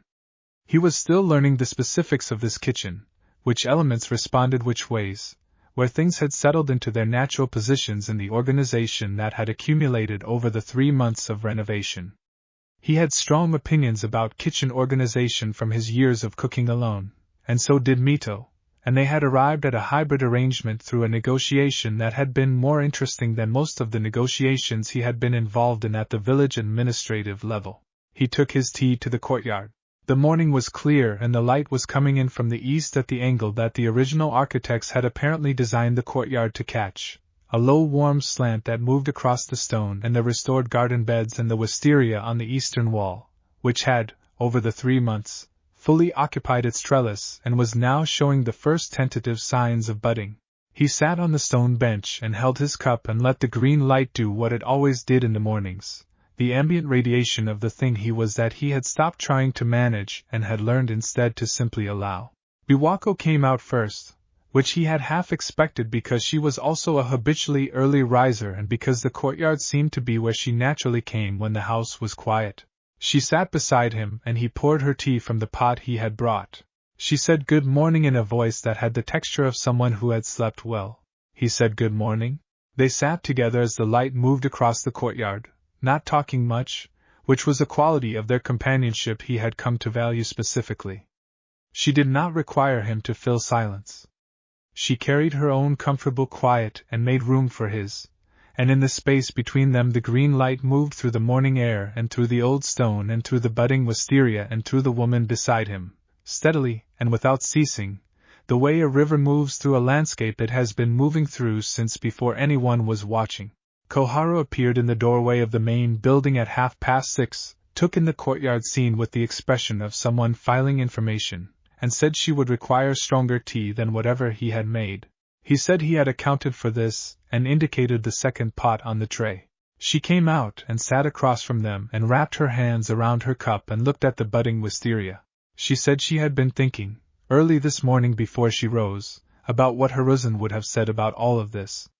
She said she had expected the thought to be melancholy, because most thoughts about Hiruzen carried some weight of what was missing. But it had not been melancholy. It had simply been the thought that he would have found it entirely correct. That of all the outcomes the long, complicated history of this village could have produced, this one would have struck him as the one that made sense. Naruto thought about the third Hokage, about the painting in the tower and the few direct interactions he had with the man before he died, and the much more extensive second-hand understanding he had gathered from everyone who had known him well. He said he thought that was probably right. Mito emerged at 7, assessed the courtyard assembly with one sweeping Byakugan glance that she immediately disengaged, and sat down, and said she had already thought of a modification to the kitchen arrangement that she believed would improve the morning tea workflow. Naruto said he was prepared to discuss it. Hikari came out last, at 7:30, moving with the quiet that was simply her natural quality, and sat at the edge of the group and poured her tea and looked at all of them and did not say anything immediately. Then she said it was a good morning. He said it was. She said she believed it would be a good practice to have mornings like this. He said he agreed. The wisteria on the eastern wall was, by the time the light had fully entered the courtyard, visibly more advanced in its budding than it had been an hour earlier, and the garden beds were showing the particular deep saturation of color that meant the soil was exactly where it needed to be, and the 5 people in the courtyard were drinking their tea in the morning light of the Senju compound. And the long history of the village was sitting in that courtyard with them, restored and living. Finding its trellis. Act 4. The Gravity of Living Things. Chapter 26. What the Village Notices. Konoha was not a village that missed things. It had been built by people whose professional survival depended on accurate observation, and that founding characteristic had propagated through the generations with the reliability of a dominant trait. The average Konoha resident could not have articulated the precise network of informal intelligence sharing that moved information through the village's daily life, but they participated in it constantly, the way people participate in a language they have spoken since childhood without thinking about grammar. So the compound in the northeast quarter, which had been empty for 80 years and was now, clearly and visibly, not empty, was noticed. The first tier of noticing was purely logistical. The renovation workers talked to their families. Their families talked to their neighbors. Within a week of the work beginning, the fact of activity at the old Senju property had moved through the residential network of the northeast quarter with the quiet efficiency of water finding level. The second tier was more specific. The workers were not from a single contracting firm but from several, which Mito had arranged deliberately, distributing the information about the scope of the project across enough separate sources that no single one of them had a complete picture. This was effective but not perfect. People who work on buildings develop an intuitive sense of what a building is being prepared for, and the sense that developed across the various crews was that this was a residence being fitted out for a household of significant size and, based on the quality of the materials and the care of the construction specifications, significant means. The third tier was the one that mattered. The ANBU who monitored Naruto's movements as a matter of standard post-war protocol for persons of his chakra classification reported his daily presence at the compound. They reported it neutrally, as they reported all of his movements, without editorial comment. The reports went to Tsunade, which meant they went nowhere else, which meant the ANBU were in the interesting position of observing something significant and reporting it into a channel that was, effectively, reporting it back to one of the principals of the thing they were reporting. Tsunade read those reports every evening with the expression she used when she was reading things she had written herself. What did move through channels she did not control was slower and less specific. The observation that the Matriarchs Council, an informal body whose meetings were not recorded but were generally noticed by people who paid attention to where experienced elder kunoichi spent their afternoons, had been convening with unusual frequency. That its composition had expanded slightly from its traditional membership.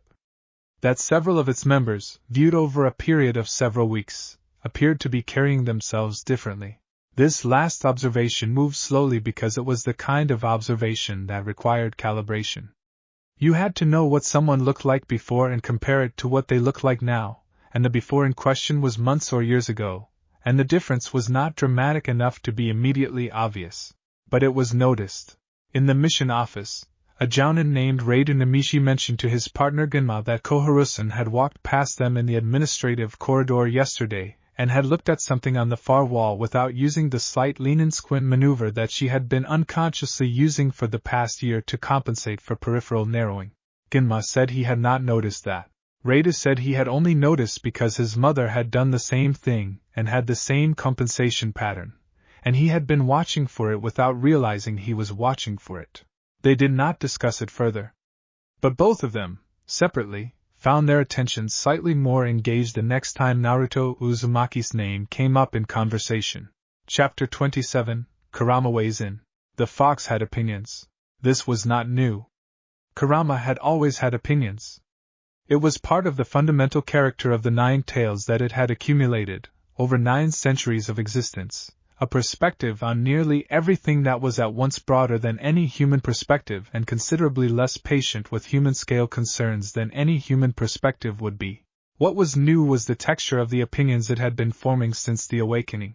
On a Tuesday evening 3 weeks into the renovation, Naruto was sitting in the compound courtyard after the workers had left for the day, in the particular kind of tired that comes from physical work combined with the continuous low-level output of the green light. Kurama chose this moment to open a proper conversation rather than the running commentary that formed the background of their ongoing dialogue. The fox said it had been observing. Naruto said that was not surprising. Kurama said it had been observing specifically the effect of the continuous proximity on the women of the circle. Not the dramatic healing events, those were straightforward enough to analyze. The ambient effect. The ongoing low-level restoration that happened simply because Naruto was consistently present. Naruto asked what it had observed. Kurama said the effect was not uniform. This was important. It was not a simple formula of time and proximity producing a proportional degree of restoration. The effect calibrated. It found the specific point of loss or diminishment in each person and moved toward that point with a precision that was not the result of anything Naruto consciously directed. Naruto said he had noticed that himself. He said it felt different with different people. With Biwako it felt like something being slowly unwound. With Koharu it had been specific, targeted at the visual deterioration in a way that the other healings had not quite been.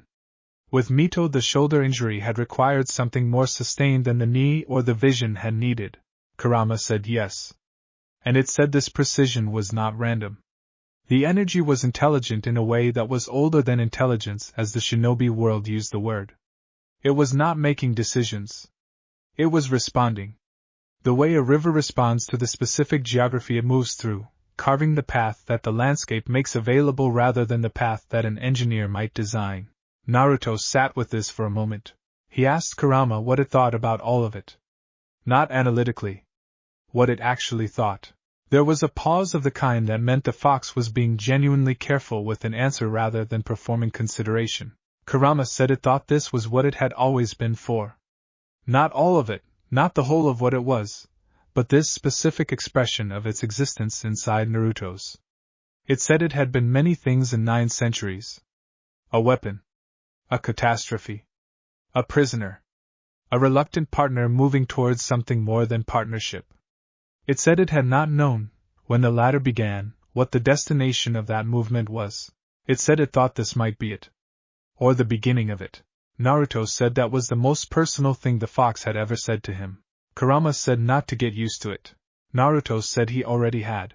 The fox made a sound that was not quite a laugh but was in the same general direction, and the green light in the courtyard moved through the new-laid stones of the repaired walkway and through the roots of the wisteria and through the evening air of the compound, and Naruto sat with his oldest companion and looked at the sky going dark above the courtyard walls and felt, for the first time in a life that had been defined by the absence of this feeling, that he was exactly where he was supposed to be. Chapter 28, Mito and the Archive.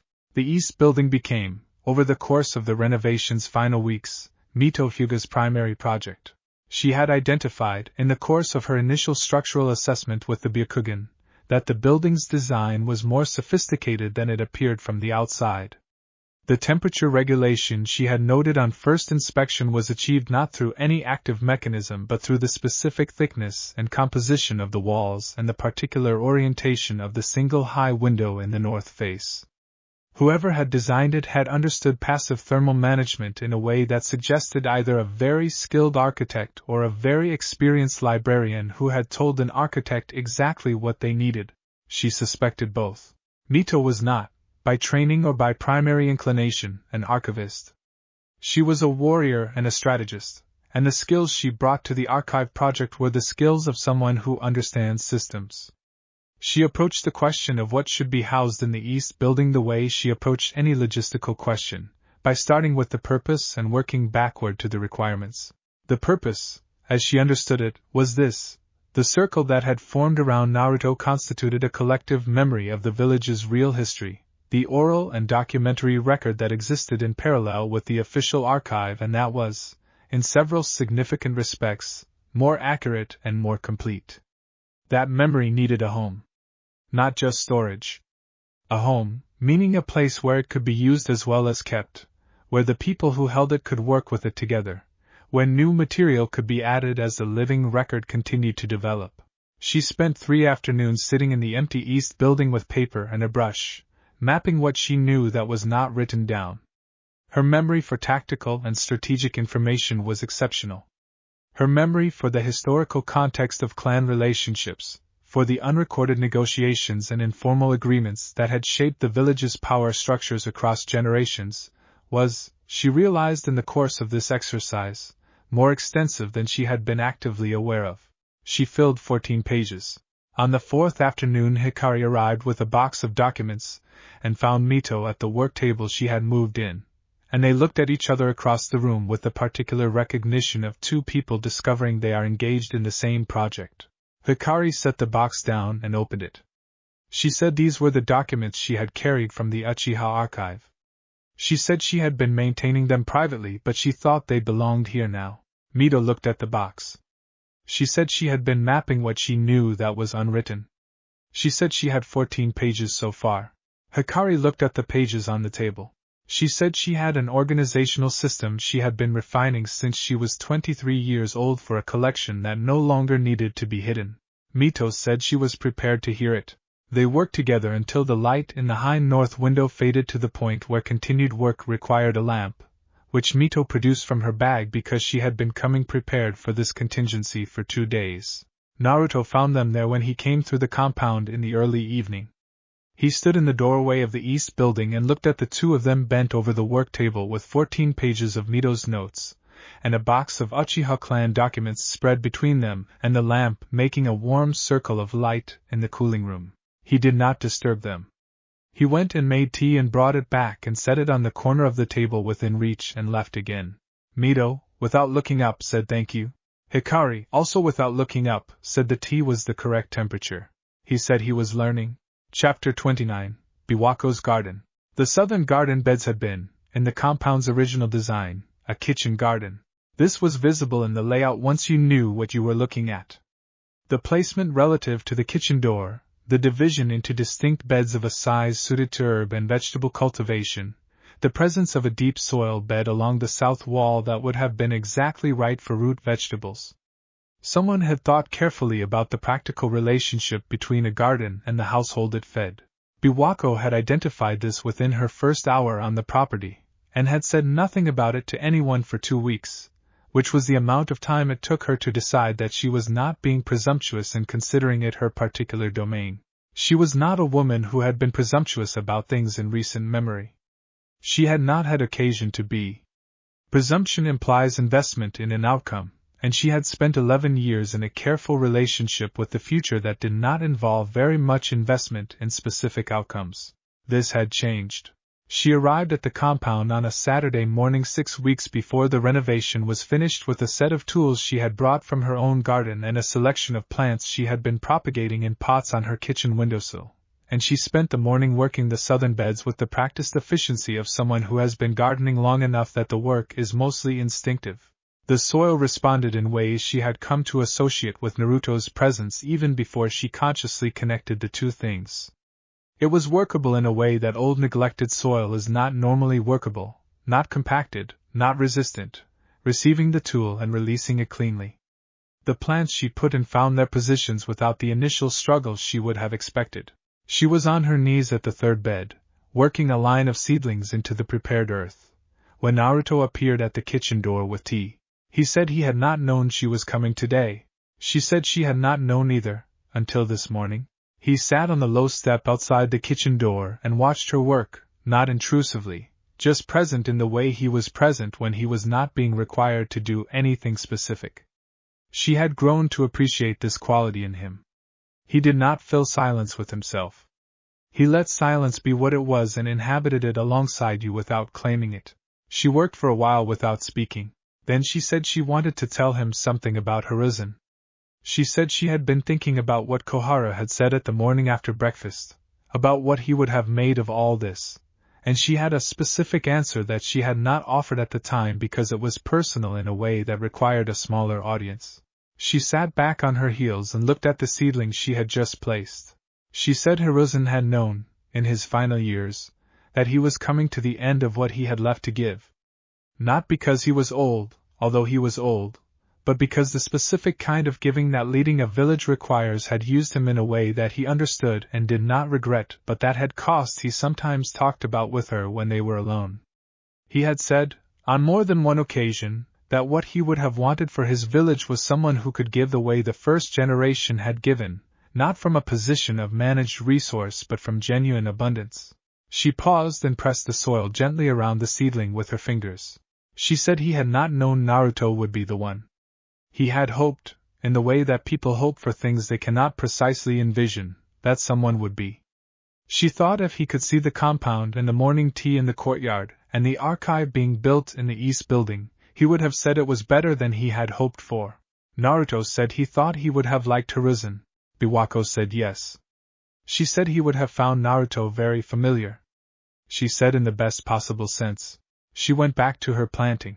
The seedlings stood straight in the southern bed, and the soil held them with the particular firmness of ground that has been returned to its purpose, and the kitchen garden that the compound's original builders had designed for a household that fed itself was, after 80 years, about to become useful again. Chapter 30. The Patrol Captain's Report. Shizen brought the report to Tsunade on a Thursday afternoon with the specific expression that meant she had read it and was prepared for the conversation it was going to generate.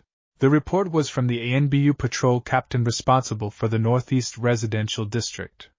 It was written in the flat descriptive language of official security documentation, but flat language can carry significant content, and Tsunade read it twice before she set it down. The summary was this: over a period of 6 weeks, the patrol routes through the Northeast Quarter had documented a series of observable phenomena in the vicinity of the Senju compound and extending approximately 200 meters from its perimeter in all directions. The phenomena included accelerated growth and unusual health in garden plots within the affected radius, including plots that had not been notably productive before this period. Reduced incidence of illness reported to the medical station in the Northeast Quarter. One documented instance of a fruit tree on the adjacent street that had produced out of season. And a subjective quality noted by multiple patrol members that required, in the captain's estimation, quotation rather than paraphrase. The captain had written, multiple patrol members have independently described the experience of passing through the Northeast District on night rotation as qualitatively different from other routes. The most common descriptors offered are settled and clear. 2 members with documented histories of difficulty sleeping reported improved rest following Northeast patrols. This office does not consider these observations operationally significant, but includes them for completeness. Tsunade set the report down. Shizen asked if she wanted to respond to it officially. Tsunade said no. She said she wanted to take a walk to the Northeast Quarter this evening.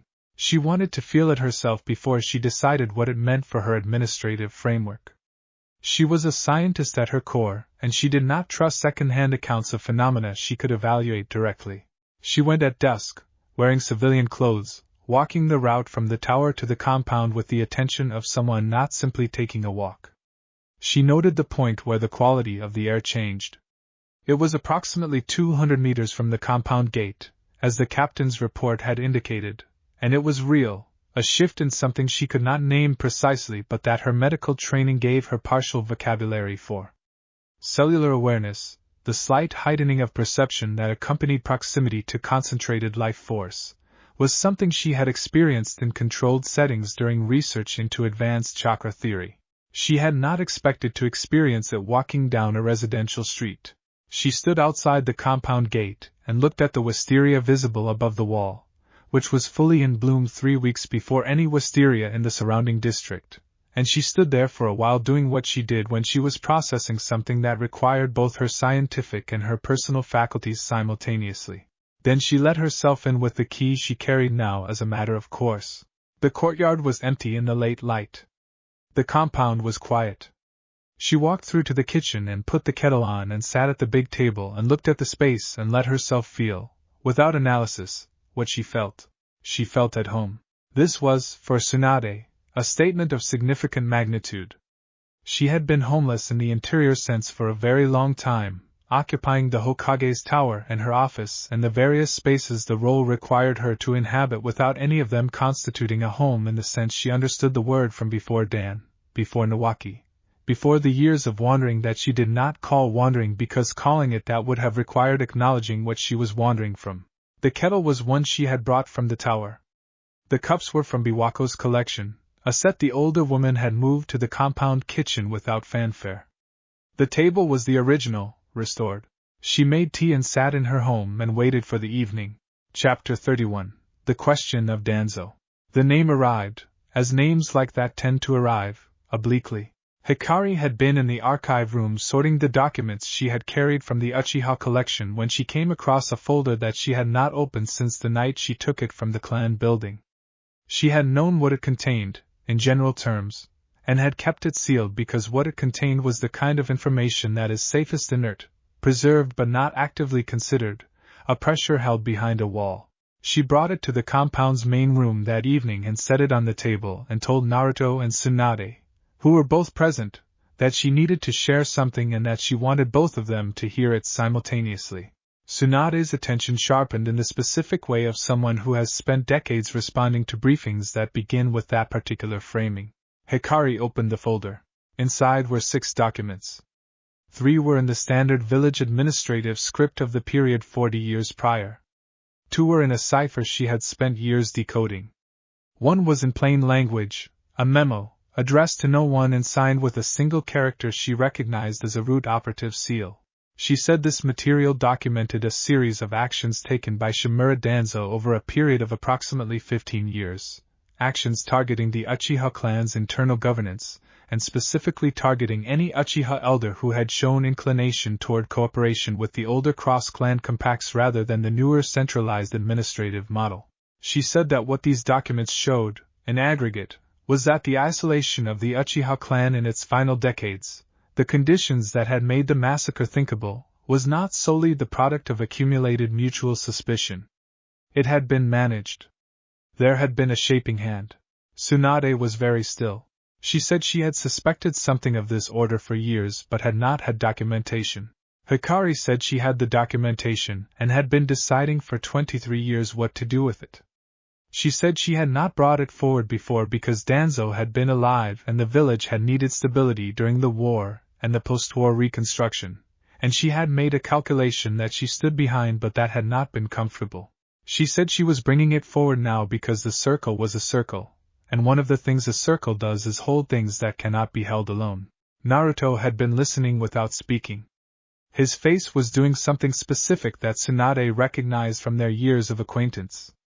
He was processing something morally significant, not performing a reaction, actually processing, taking the full weight of what was being given to him and sitting with it until he knew what it actually was. He said after a while that Sasuke should know. Tsunade said she agreed. She said the question was how and when, and she said she did not think those decisions needed to be made tonight. She said tonight what mattered was that the documents were here and the circle was holding them.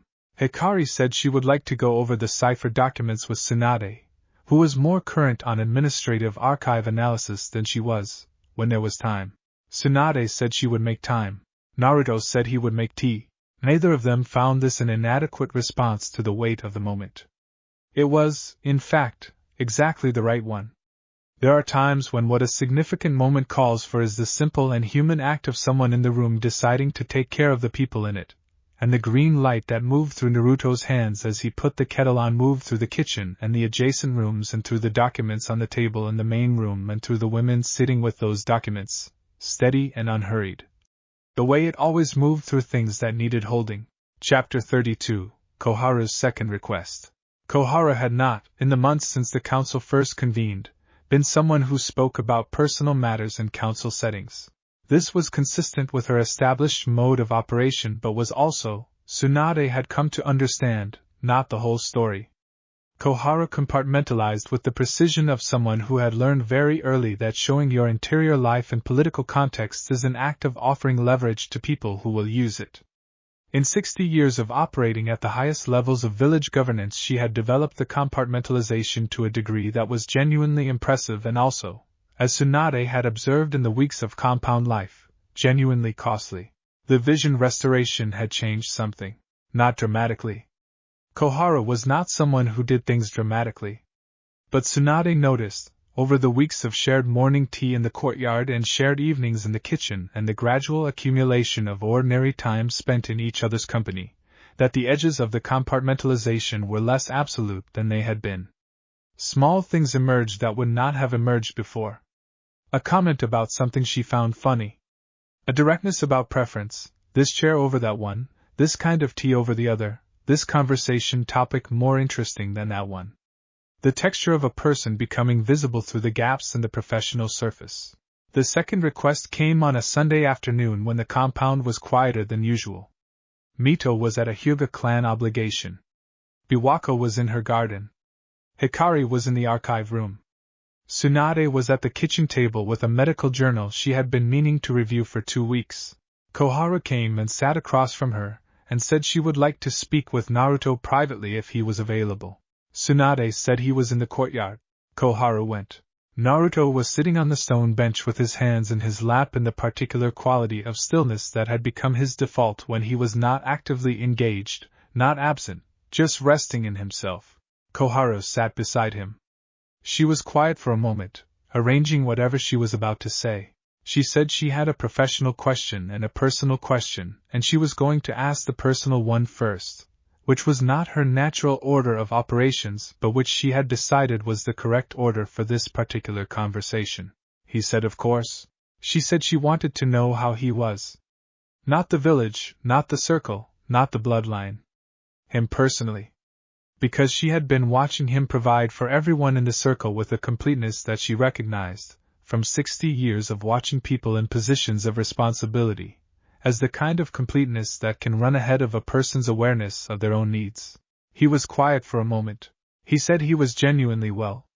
He said this was itself something that surprised him sometimes, in a good way.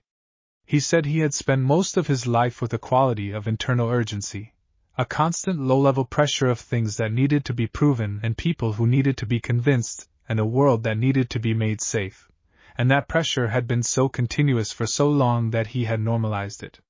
He said in the compound, in the circle, the pressure had receded in a way he was still getting used to. He said it was the difference between giving because you were afraid of what stopped if you stopped giving, and giving because you had something to give and the people you were giving it to were worth it. Koharu was quiet for a moment. She said that was very clearly articulated for someone who had said he did not have a complete answer to what he wanted yet. He said he was making progress. She said she believed it. Then she asked the professional question, which was about the documents Hikari had brought forward and specifically whether he had thought about the timing of sharing them with Sasuke Uchiha, because she had a perspective on the timing that she wanted to offer before he made any decisions. He said he was listening.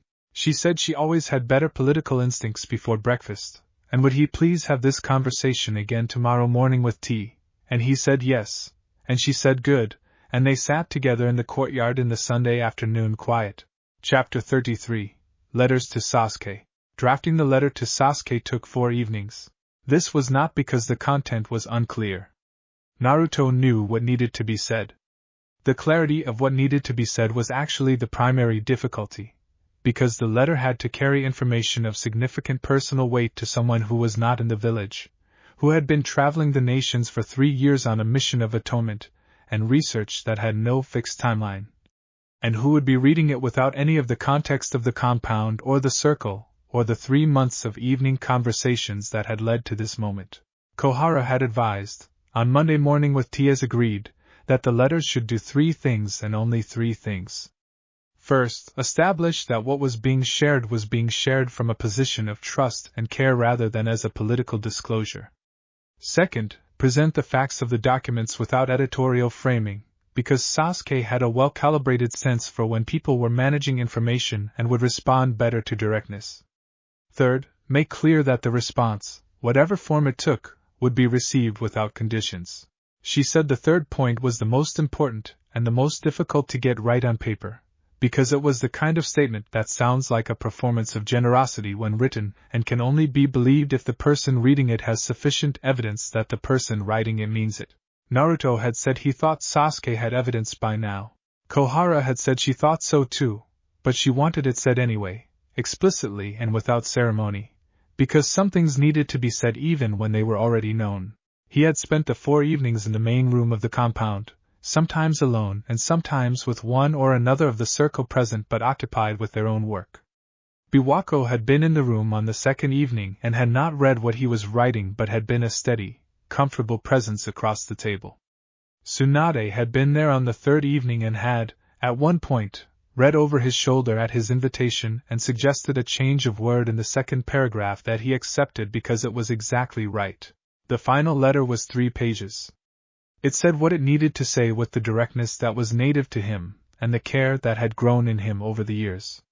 It included the specific names and dates from Hikari's documents without reproducing the documents themselves, preserving the option of presenting those in person. He sent it through the official courier network designated for sensitive correspondence, which was encrypted at a level that Tsunade's office maintained and that had been reliable through the war. Then he did what you do when you have sent something important to someone who matters. He went about his days and waited and tried not to count them.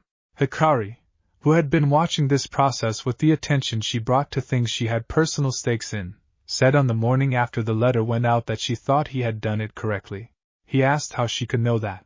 She said because she had read the final version. Not covertly. He had left it on the table, and she had understood from the angle he had left it at that he was not opposed to someone reading it. He said she was probably right about that. She said the letter sounded like him. She said this was the hardest thing to achieve in writing and the most important, because letters that do not sound like the person who wrote them cannot carry the weight of what needs to be said, and this one could. He said thank you? She said she hoped he responded quickly, meaning Sasuke. Naruto said he thought he would. Chapter 34. The effect reaches further. The 200-meter radius documented in the ANBU patrol captain's report was not, it turned out, stable. Tsunade noted this first because she was tracking it systematically in a way the patrol captain was not, using the medical station's routine health reports for the Northeast Quarter as a data source combined with her own observations during her evening walks to and from the compound. The radius was expanding, not rapidly. Not in any way that would be obvious to someone who was not specifically measuring it. But over the course of 6 weeks she had watched it move from approximately 200 meters to something closer to 300, and the effect within the original radius had deepened in a way that the health reports reflected in reduced complaint frequency and what the station's medic described, in his weekly summary, as an unusual run of normal. She brought this to Naruto not with alarm but with the particular focused attention of a scientist presenting findings to the person most qualified to give her additional data. He sat with the numbers she showed him and then looked at his hands. He said he thought he was getting stronger. Not in the way he usually got stronger, through training and deliberate practice. More like how a tree gets stronger through growing seasons. He was not doing more. He was simply more, and the more was radiating. She asked if it felt different. She asked him to be precise. He said it felt like the difference between a fire that you have to maintain, adding fuel and managing the burn, and a fire that has found its source and is simply burning from that source continuously. Less effort. More output. The output had a quality of sustainability that the earlier version had not had. She wrote this down. She said she wanted to run some measurements. She had developed a set of instruments over the past months that could take more precise readings than the initial sensor arrays the overnight team had used on the first night. She wanted to establish a proper baseline now that the initial instability of the awakening had settled. He said he was available whenever she needed. She said tomorrow morning, early, in the east building which had the best conditions for precise chakra measurement. He said he would be there. She looked at her notes, and then looked at him. She said she wanted to tell him something outside the clinical framework. She said the expanding effect was consistent with what the oldest Senju documents she had read described as the full expression of the gift. Not the awakened form, which was what they had been observing. The full expression. She said those documents suggested the full expression had the capacity to affect not just individuals in proximity but the character of a place over time, the health of the land and the people on it in a more fundamental sense than any specific healing interaction. She said in other words, Konoha might simply become a healthier place to live, over time, because he was in it. He was quiet for a moment. He said that was a lot. She said she thought so too, and that was why she had framed it outside the clinical notes. She said she wanted him to know before the data made it undeniable, because she thought this kind of knowledge deserved to be received with time to sit with it rather than presented as a conclusion. He said he appreciated that. She said she thought so. They sat at the kitchen table while the evening went on around them, and the radius continued its slow and patient expansion through the streets of the northeast quarter, touching the gardens and the sleepers and the old fruit tree on the adjacent street, doing what it did because that was what it was, unhurried and without limit. Chapter 35, What Remains.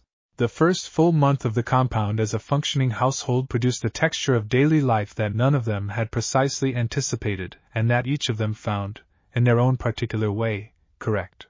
It was not, in the end, what any single one of them had imagined when they first received the possibility of it. Koharu had imagined something more formal than it turned out to be. Mito had expected to spend more time managing logistics, and less time at the work table in the archive room engaged in something that she gradually identified as the closest thing to scholarly work she had done in 50 years. Biwako had anticipated something lonelier than the kitchen in the mornings, which was almost always occupied by at least 2 people and frequently by more. Hikari had anticipated less of herself than she turned out to bring. This surprised her. She had lived for 23 years at the edge of visibility, and that long habit of minimal footprint had become so integrated into her sense of herself that she had expected to carry it into the compound, to be present but reduced, available but not central. Instead she found, with a surprise that she did not resist once she recognized it, that the East Building had become a space in which she occupied herself fully. The archive project, which had started as a responsibility she was carrying alone, had become something with collaborators, and the collaboration had opened dimensions of the project she had not accessed alone. She and Mito had between them, over the course of the month, produced something that was beginning to resemble a genuine institutional collection. They had established a cataloging system. They had begun the process of transcribing the oral material that Mito was mapping, converting it into a form that could be preserved. Hikari was writing commentary on the Uchiha documents that provided context the documents alone could not carry, the knowledge she had spent 23 years maintaining in her memory because there was nowhere else to put it. There was now somewhere to put it. Naruto moved through the household the way he moved through everything in this period, with a quality of unhurried presence that was itself the most significant thing about him. He was there in the mornings. He cooked 3 or 4 evenings a week and was learning, through a combination of Biwako's patient instruction and Mito's unsparing critique, to cook things that were actually good rather than things that were merely edible and produced in quantity. He was available for conversation and for silence in equal measure and seemed to understand, without anyone explaining it to him, when each was what was needed. The green light moved through the compound continuously. Not visibly, not in a way that you would notice if you were looking at something else.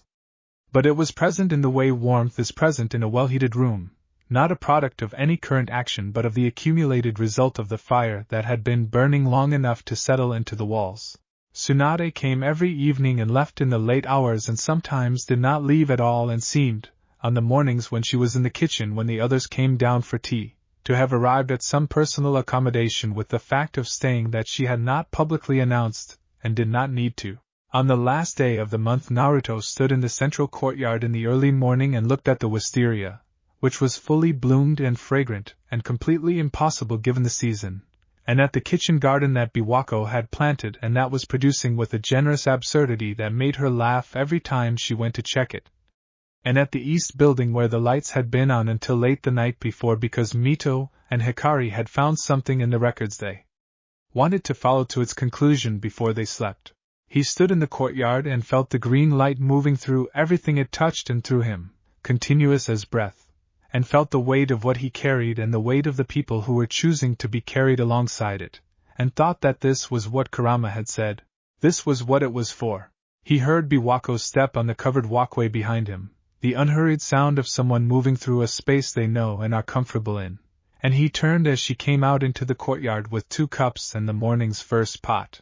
She handed him a cup without ceremony and looked at the blooming wisteria with the expression of a gardener who is pretending to take impossible things in stride. She said it was going to need pruning soon. He said he would find out how. She said she knew how and she would teach him, and they stood together in the morning light of the place they had made and drank their tea while the compound came awake around them, one light and then another appearing in the windows of the surrounding rooms, the sound of the kettle beginning in the kitchen, and somewhere in the east building the quiet resumption of the work that did not stop simply because the night had.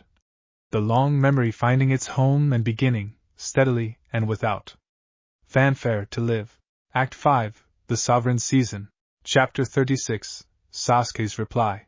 The reply came 17 days after the letter went out. Naruto had not been counting the days. This was what he told himself, and it was mostly true in the sense that he had not been counting them consciously. But when Shizen appeared at the compound gate on a Tuesday morning with the sealed courier envelope and handed it to him with an expression that said she knew what it was and had considered her role in this moment carefully, he was aware that he knew exactly how many days had passed. He took the letter to the courtyard. He sat on the stone bench with the sealed envelope in his hands for a few minutes before he opened it. This was not hesitation in the anxious sense. It was the thing he had learned to do with significant moments, to give them the weight of a pause before entering them, because significant moments deserve to be entered deliberately. The letter inside was 2 pages in Sasuke's handwriting, which was compact and precise and looked the same as it had when they were 12 years old, and Naruto had seen it on a mission assignment board and thought it was unnecessarily neat for someone their age. He read it twice. The first page addressed the documents. Sasuke wrote about them with the directness that was native to him, acknowledging the facts Naruto had presented, the names, the dates, the documented pattern of managed isolation, without the elaboration that a person writing primarily for emotional effect would have added. The words were sparse the way Sasuke was sparse, not because there was nothing underneath them but because he had learned, across a difficult life, to use words precisely and leave the weight to the words rather than to the surrounding material. He said he had suspected something of this order. He said suspicion and documentation were different things, and receiving the documentation from Naruto specifically meant something that receiving it through any other channel would not have meant. He said he needed time with it. The second page was about the compound. Naruto had not described the compound in much detail in his letter. He had mentioned it briefly, more as context for why the documents were only now being surfaced than as a subject in itself. But Sasuke had apparently read that context with the attentiveness he brought to things Naruto communicated obliquely, because the second page asked questions that demonstrated a precise understanding of what the compound was. He asked how many people were in the circle. He asked how long it had been operating. He asked, in a sentence that was so characteristically Sasuke that Naruto had to stop reading for a moment, whether Naruto had eaten breakfast before writing the letter or after, because the letter's organizational structure suggested the former.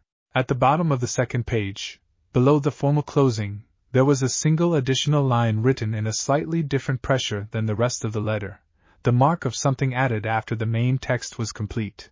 It said, "I will come when I have finished what I am doing here. Tell the elders I am glad the documents are somewhere that can hold them." Naruto sat in the courtyard with the letter in his hands and the wisteria above him in the morning light, and felt something settle that had been held at a slight tension for 17 days. He went inside and told Biwako, who was in the kitchen, that Sasuke had written back. She said good. She asked what he wanted for breakfast. He said whatever she was making. She said she was making something that required him to sit down and not talk for 10 minutes while she focused, and he said that was fine, and he sat at the kitchen table with the letter beside him and listened to the sounds of someone making breakfast in the room and felt, in the specific way that had become available to him since the compound became home, that everything that was supposed to be happening was happening. Chapter 37, The Radius and the Record.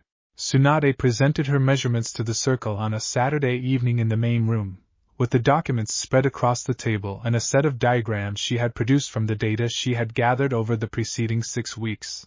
She presented them in the manner of a scientist, which meant she started with methodology before she got to findings, because findings without methodology are opinions with numbers attached, and she had no use for those. She said she had been measuring the ambient effect using 4 separate instruments cross-referenced against each other to reduce the margin of interpretive error. She had been taking readings at fixed points in a grid pattern extending from the compound outward in all directions, twice weekly, at consistent times of day. She had supplemented this with the medical station data from the northeast quarter and with 3 other medical stations in adjacent districts that were just beginning to show the leading edge of the effect. The radius was now approximately 340 meters. It had expanded by roughly 20 meters per week since she had begun measuring. If that rate held, she projected it would reach the nearest district boundary within 2 months and the village center within approximately 8. She paused there to let that sit. Koharu asked whether the rate of expansion was constant, or whether it was accelerating. Tsunade said the data suggested a very slight acceleration, but the sample period was not long enough to be confident about the curve. She said she wanted another 6 weeks of data before she made a projection about the long-term rate.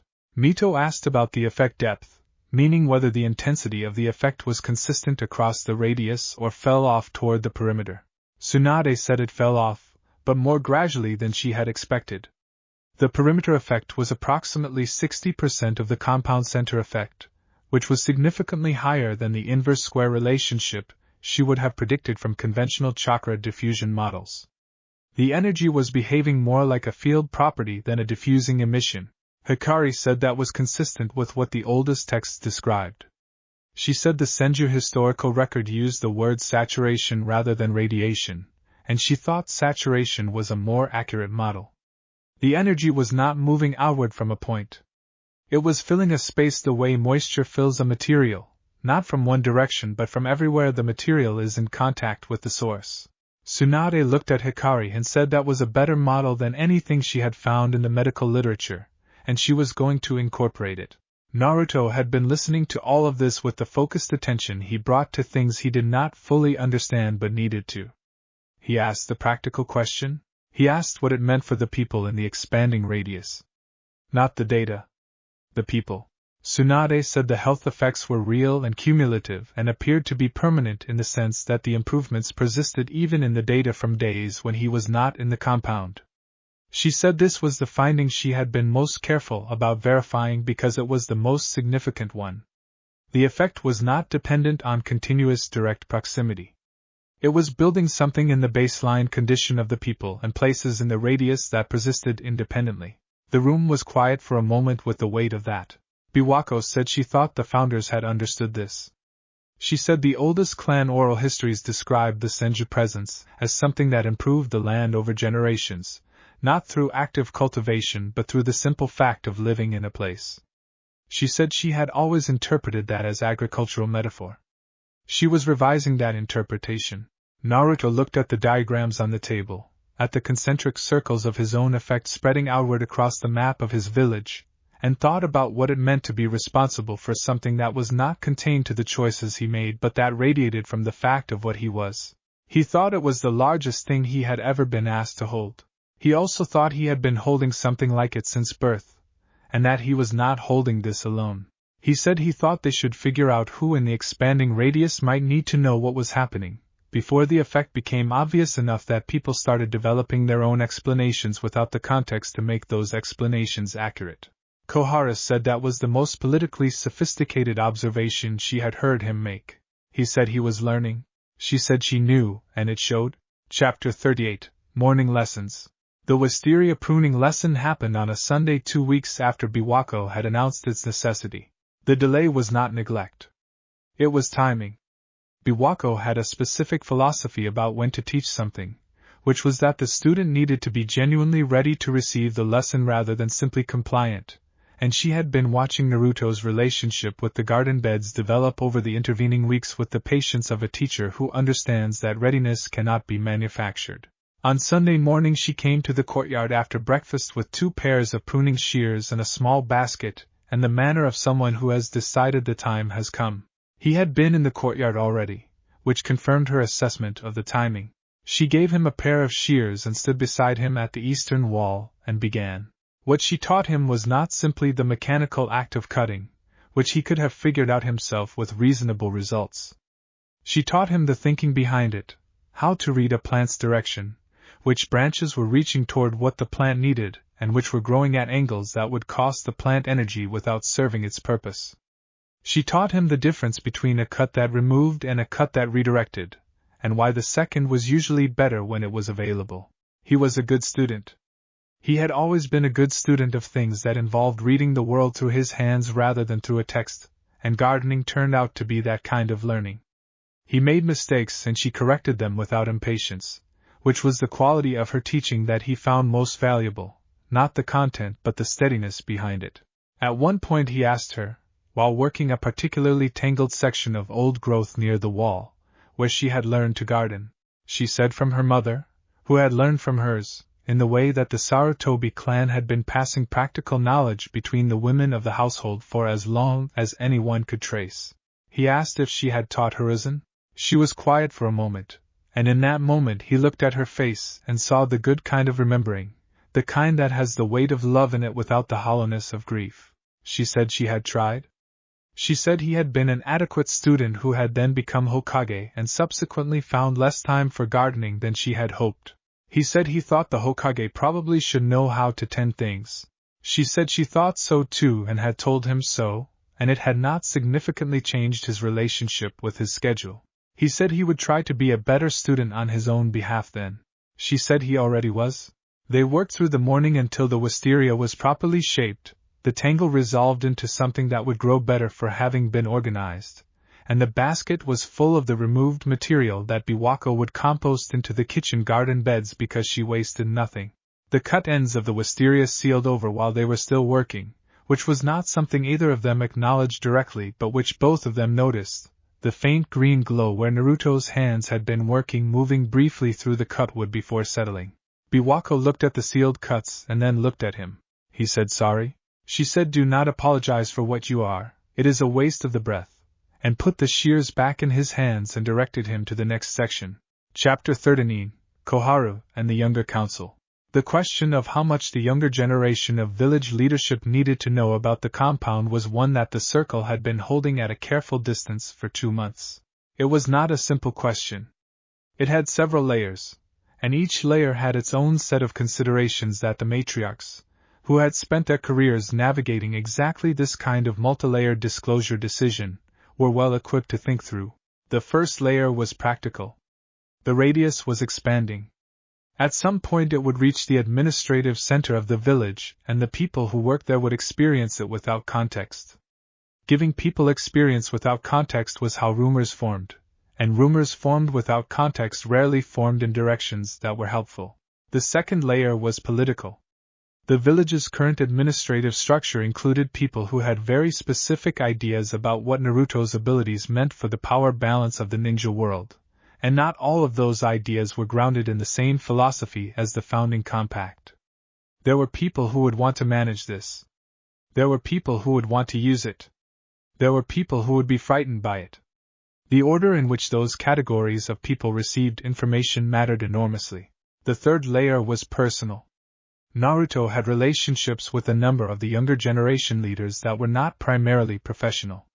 These were people who knew him, who had fought beside him, who had their own investments in understanding what was happening to their friend.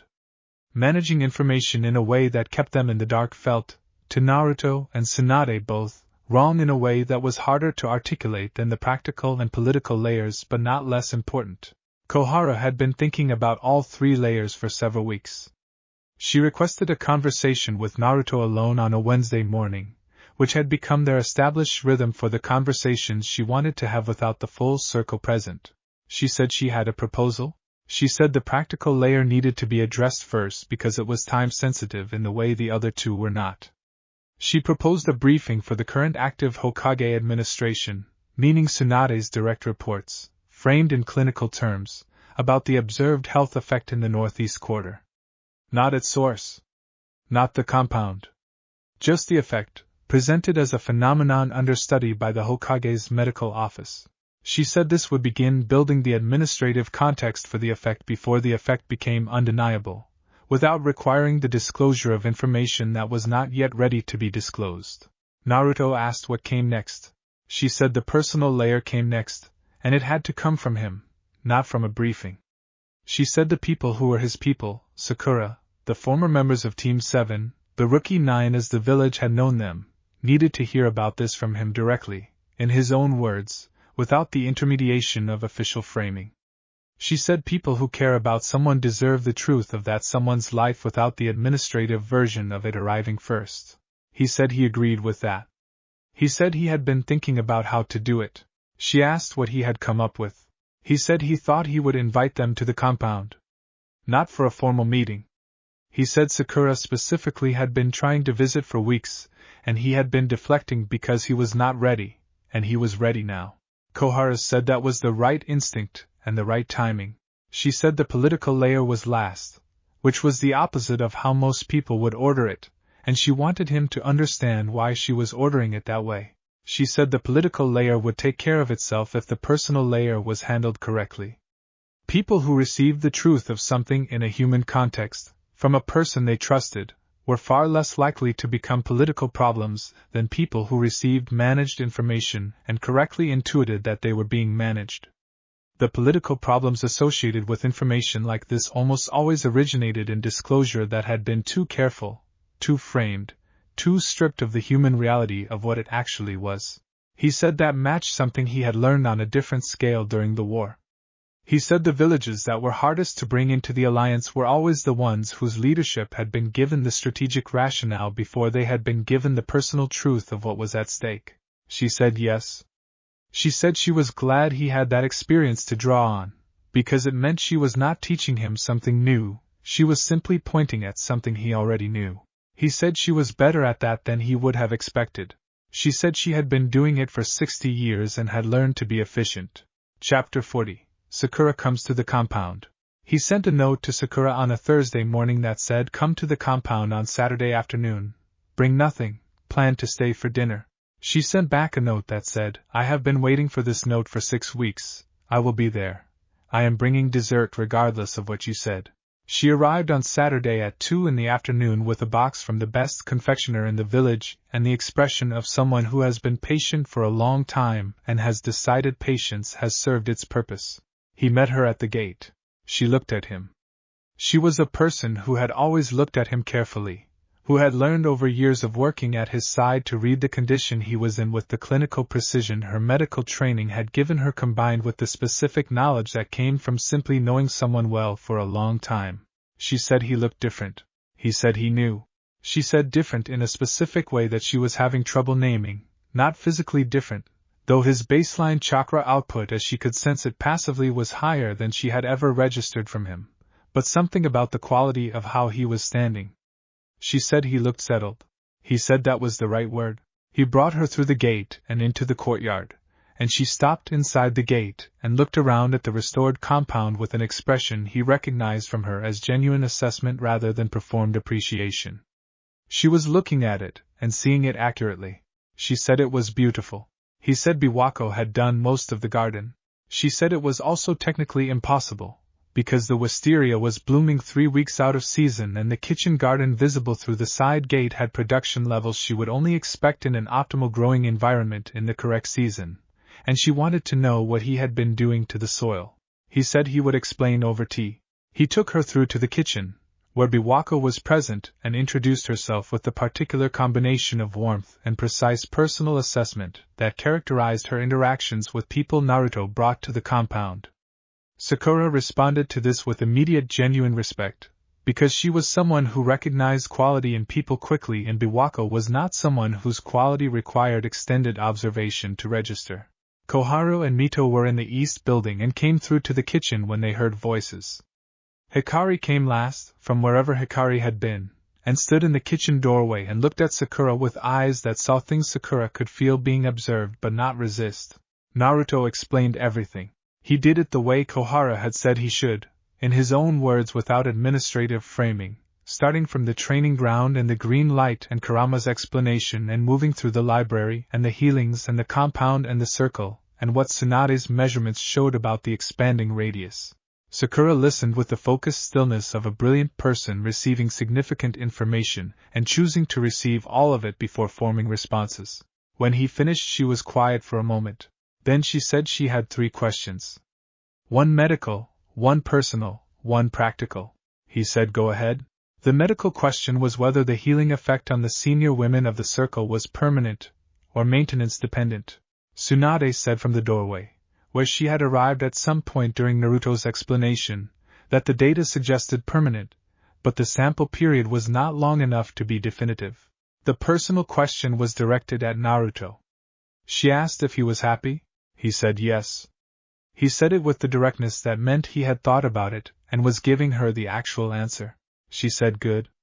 She said that was the one that mattered most. The practical question was whether they needed a medical officer affiliated with the circle, someone who could properly document the effect and provide independent verification of Tsunade's findings, because she said Tsunade was the most qualified person alive, but she was also a principal in the situation, and independent verification was good science. There was a pause. Tsunade said that was an excellent point. Mito said she had thought the same thing 2 weeks ago, but had not raised it because it was not her area. Sakura looked at Naruto.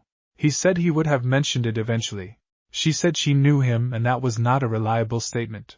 He said fine, would she be willing to take on the role? She said she had been ready to offer for 6 weeks and had been waiting for him to arrive at the question himself, because she had also learned enough about him to know that offers he invited landed differently than offers he received. He said that was an astute observation. She said she had known him a long time. Biwako, who had been listening to this exchange from the kitchen side of the room with the expression of someone whose assessment of a newcomer is going very well, said she was cutting the dessert Sakura had brought, and everyone should come to the table. Chapter 41. What grows in the dark? Not everything that grew in the compound's radius grew in directions that were immediately visible.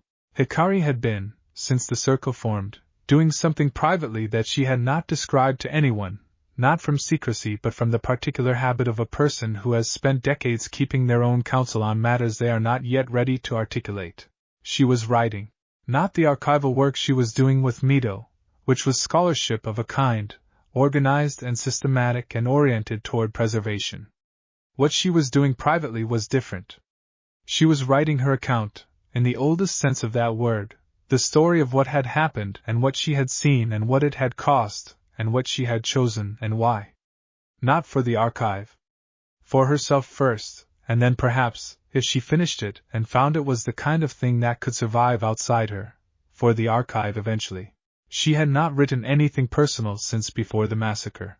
The part of herself that did this work had been closed for 23 years as a matter of survival, because personal writing requires a quality of self that is difficult to maintain when the self is in the condition hers had been in for most of those years. You need a degree of interior stability to write honestly about yourself. You need to believe that the self doing the writing has a future worth recording toward. She had those things now. This surprised her not in the quality of the surprise but in the depth of it. She had expected the circle to provide safety, which it did. She had expected it to provide belonging, which it also did. She had not expected it to provide this, the reopening of a capacity she had written off as something the years had permanently sealed. On a quiet afternoon when the compound was mostly empty, Mito at a clan obligation and Biwako resting and Naruto in the training ground and Koharu in the archive with her own project, Tsunade came to the east building and found Hikari at the far end of the work table with paper and brush, not working on the catalog but writing in the fluid personal script that was different from her archival hand. Tsunade stopped in the doorway. Hikari did not look up but said she was welcome to come in. Tsunade came in and sat at the near end of the table and did not ask what Hikari was writing, because she was someone who understood when a question was not hers to ask. They were quiet together for a while. Then Hikari said, without stopping her brush, that she had not written like this since she was 22 years old. She said she was aware that this was a significant statement, and she was making it to Tsunade specifically because Tsunade was a person who would understand the weight of it without requiring it to be elaborated. Tsunade said she did understand. Hikari said she thought the compound was doing something she had not anticipated. She said she had joined expecting it to hold what she brought to it. She had not expected it to return something she had given up. Tsunade said she thought that was what the oldest texts meant when they described the gift as something that found what was lost. She said she had been reading it as a medical phenomenon, a restoration of physical baseline. She said she thought Hikari had just described the other half of it. Hikari looked up from her writing for the first time since Tsunade had arrived. She said she had come to a similar conclusion. She said she thought Naruto probably did not fully know he was doing this. The broader dimension of it. Tsunade said she thought he knew that he was doing something. She said whether he knew its full scope was a different question. Hikari said perhaps someone should tell him. Tsunade said she agreed and she would, when the time was right. Hikari said she thought the time was always right for something that true, and went back to her writing. Tsunade sat at the near end of the table in the east building while the afternoon light shifted through the high north window, and did not disagree. Chapter 42, Naruto and Tsunade at the edge of saying. There were things between Naruto and Tsunade that existed in the space between what had been said and what did not need to be said. They had always had a relationship with significant texture, since he was 12 years old, and she was the legendary Sannin he had tracked across half the world to bring back to the village, since she had bet him everything and he had won, since she had taught him and led the village he returned to and been the person he reported to and argued with and brought his impossible problems to across the years of everything that happened. None of that had prepared either of them precisely for what the compound had become. It was not that the nature of the relationship had changed in a way that required explicit address. It was that it had deepened in a direction that the previous categories for it did not fully describe. She was not his teacher anymore, or not only that. He was not her subordinate, or not only that. The compound had made them something that the vocabulary for relationships built inside professional hierarchies did not have a clean word for. They were sitting in the courtyard on a Tuesday evening, late, when the compound had settled into its nighttime quiet, with tea that had gone from hot to warm during the conversation that had been going on since dinner. The conversation had been about nothing in particular, the specific kind of nothing in particular that occupies the foreground of an evening when what is actually happening is the accumulation of presence, two people simply being in the same space in a way that is its own kind of communication. Naruto said, at some point in the later part of the evening, that he wanted to ask her something and he wanted her to answer honestly even if the honest answer was that she did not know. She said that was the only kind of answer she gave. He said he knew, which was why he was asking her specifically. He said he had been thinking about what the circle was. Not administratively, not in terms of the compact they had signed. What it actually was for the people in it. He had been watching each of them across the weeks of compound life, and he had been seeing things that the word arrangement did not fully capture. He had been seeing people who had been carrying things alone for a long time setting those things down, not because they were no longer responsible for them but because they were no longer carrying them without support. He said he had been thinking about what that was to be the person who made that possible. Not the green light, not the bloodline, just the fact of being the center of something that let people do that. He said he found it the most meaningful thing he had ever done. More than the war. More than the recognition that came after it. More than anything that had a name and a record and a place in the history books. He said he wanted to know if she thought that was going to last. Not the compound, not the arrangement. Whether what he was feeling, this quality of having arrived at something real, was something she thought he could trust. She looked at him for a long moment. She said she had been watching him for the duration of his life, which was literally true, and he knew it. She said she had watched him be many things, some of them better than she had hoped for, and some of them exactly what she had expected, and all of them real in the way that things are real when they come from someone who is genuinely themselves. She said what she was watching now was the same. It was real. It was him. It was not performance, or the result of circumstance that would change when the circumstances changed. She said she thought he could trust it. He was quiet for a moment. He said thank you in the tone that meant something significant. She said she had one answer of her own, to a question he had not quite asked but that she had heard underneath the one he had. He said what was it? She said she had not been sure, when the compound began to take shape, whether she was joining something or simply organizing something. Whether her role was the administrative one it had started as or whether she was actually, herself, part of the circle in the way the others were. She said she knew now. She said she was part of it in the way the others were, and that this was a fact she had been sitting with for several weeks, and that sitting with it had produced something she had not felt in a long time, which she was going to describe simply as being glad to be here, because that described it accurately, and she did not need to make it more complicated than it was. He said he was glad she was here. She said she knew. They finished their tea in the courtyard as the stars moved overhead, and the compound was quiet around them with the particular quality of a place that has people sleeping in it, the full and living quiet of a home. Chapter 43. The Village Receives. The effect reached the village administrative center on a Wednesday morning in early spring, which Tsunade's projections had anticipated within a 2-week window, and which arrived almost exactly on schedule. The first reports came from the mission assignment desk, where a chunin named Takashi had worked for 6 years and had developed, over those 6 years, the particular weariness that comes from spending 40 hours a week surrounded by bureaucratic paper and fluorescent lights and the grinding administrative machinery of a major ninja village. He came in on Wednesday morning and sat at his desk and looked at the work in front of him and found, without being able to explain it, that it looked different than it had on Tuesday. Not the work itself. The quality of his relationship to it. The weariness was lighter.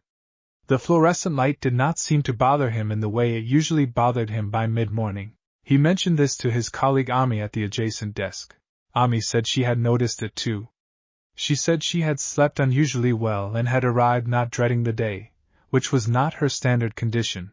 This conversation was replicated in approximately 40 different offices and spaces across the administrative center over the course of that Wednesday, each version slightly different in its specific content but all sharing the same essential character. People noticing that something was better without being able to say what. By Thursday, the medical station in the administrative district had received 3 visits from people who had come in expecting to refill a prescription or address a chronic condition and had found, on examination, that the condition they had come about had either resolved or significantly improved. The medic on duty filed the report. Tsunade received it Friday morning and read it at the kitchen table in the compound over her first cup of tea and set it beside the growing stack of similar reports from the expanding radius with the expression of someone whose data is confirming what the data was always going to confirm. She brought it to Naruto, who read it and then looked at the stack. He asked how many reports were in the stack. She said 47. Covering a period of 9 weeks. He asked if they all said the same thing. She said they said variations of the same thing. The specific content varied by location and by the nature of what was being improved. Some were about physical health. Some were about the quality of sleep in the affected areas. Some were about things that were harder to categorize, a school in the southeast of the radius that had reported a noticeable decrease in conflict among students over the preceding month. A complaint desk at the administrative office that had received 20% fewer angry submissions in the past 3 weeks. He sat with this for a moment.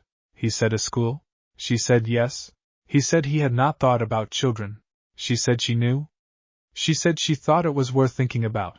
He said what was the school's name. She told him. He was quiet for a moment with the name, and the green light moved through his hands and through the kitchen and through the walls of the compound outward into the district in the way it always moved when he was focused on something without directing the focus. He said he would like to visit the school. Not officially. Just to see it. She said she thought that was a good idea. He said he would ask Biwako if she wanted to come. He said he thought she would like to see a school that was having fewer conflicts. Tsunade said she thought Biwako would, and that the image of the two of them visiting a school together was one she was going to spend some time with. He said she was welcome to come too. She said she was already planning on it. Chapter 44. The School on Leaf Street. The school on Leaf Street was not the academy, which was the formal training institution that Naruto had attended as a child and which occupied an entirely different place in the village's administrative structure.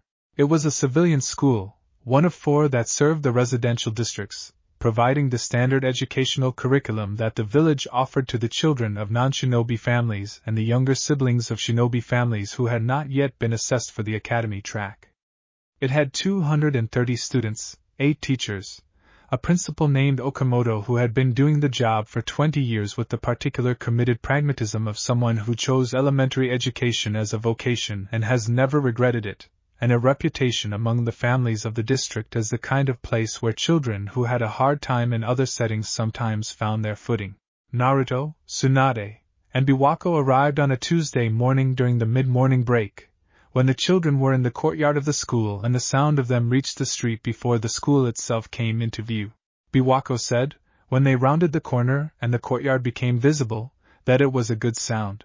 It was the specific sound of children at play in an outdoor space with enough room and enough freedom and enough supervision to produce genuine play rather than the modified behavior of children who are being watched too closely.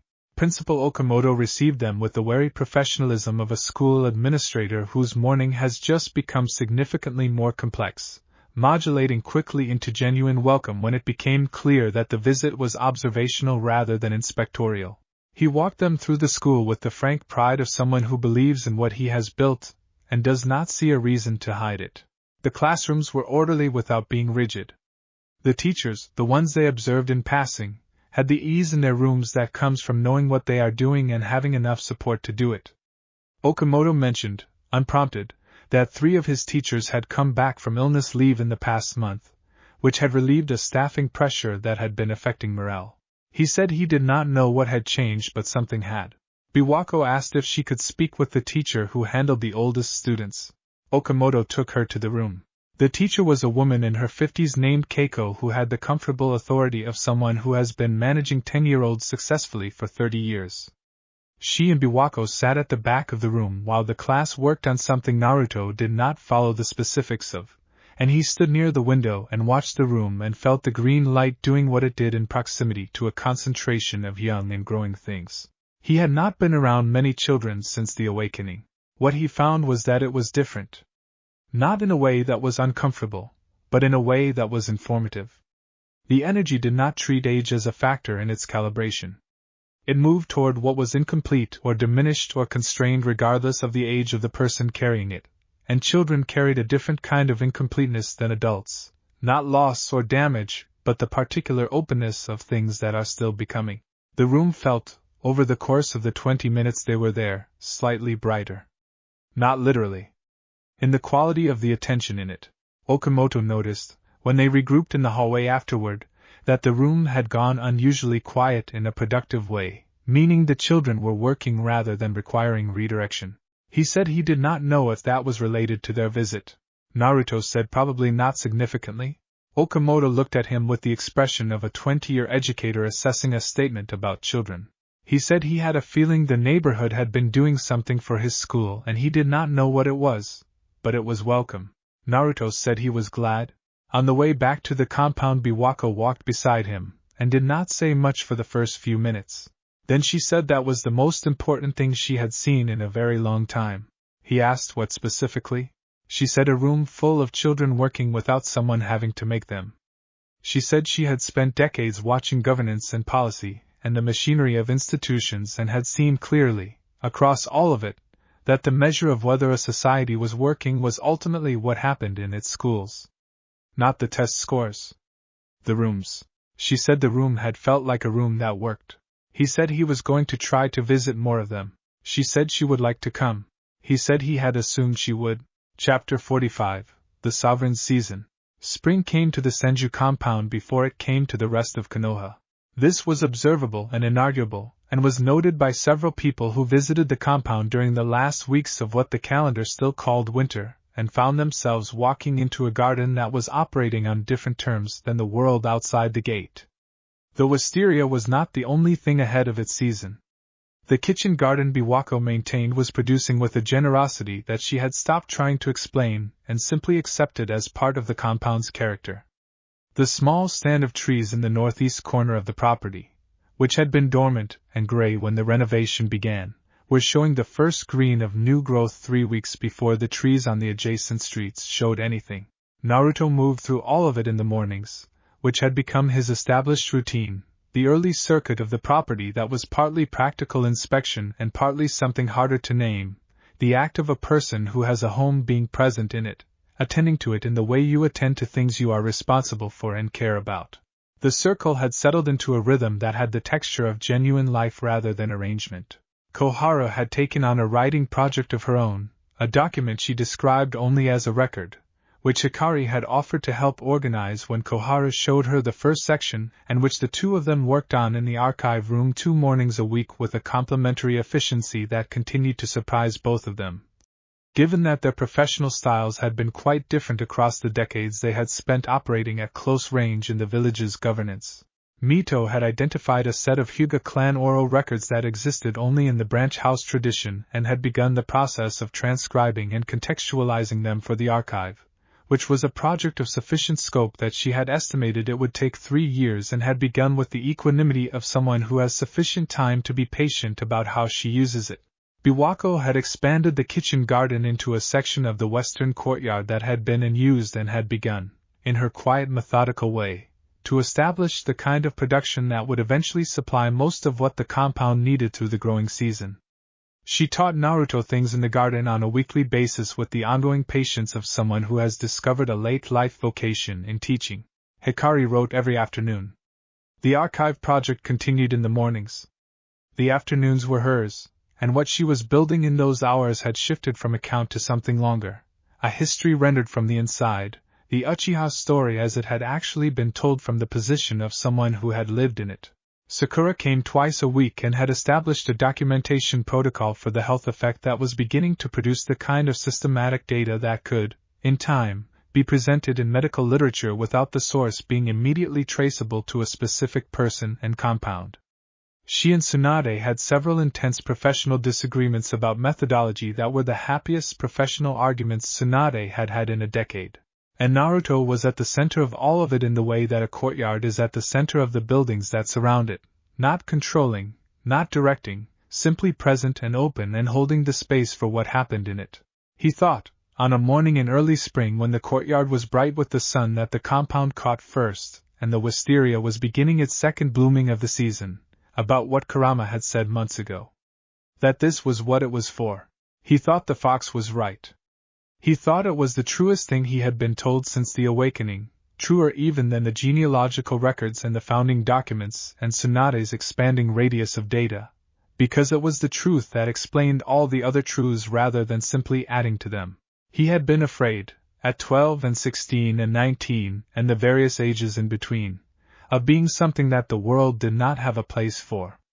The boy with no parents and no clan and a monster in his chest. Too much of certain things and not enough of others, reaching for recognition from a village that had not decided what to do with him. He had not been afraid of that for a long time, but the memory of the fear was still in him the way the memory of an old injury stays in the body after the injury has healed, a faint trace of the shape of something that used to hurt. He sat in the courtyard in the early spring morning and felt the green light moving through the old wood of the compound and through the roots of the early blooming garden and through the rooms of the surrounding buildings where the people who had chosen this life were beginning their days. And he felt the trace of the old fear and felt it for what it was, a record of something finished rather than a warning about something present. And he let it be what it was and did not hold it, and did not dismiss it. Biwako came out with the morning tea. She sat beside him and poured and looked at the courtyard in the spring light with the expression she had that was not quite contentment, and not quite wonder but something that contained both without being overwhelmed by either. She said it was a good morning. He said it was. She said she had been thinking about what to plant in the new western section. He said he had been thinking about the school on Leaf Street, and whether to visit more of the civilian schools. She said both were good things to think about. He said he agreed. They sat together in the spring morning of the Senju compound, the sovereign of something that did not have a throne, the keeper of a gift that could not be put down, surrounded by the circle that had formed around the gravity of what he was, and the season that was his move through the village beyond the walls with the patient certainty of something that had always been going to happen, finding its time.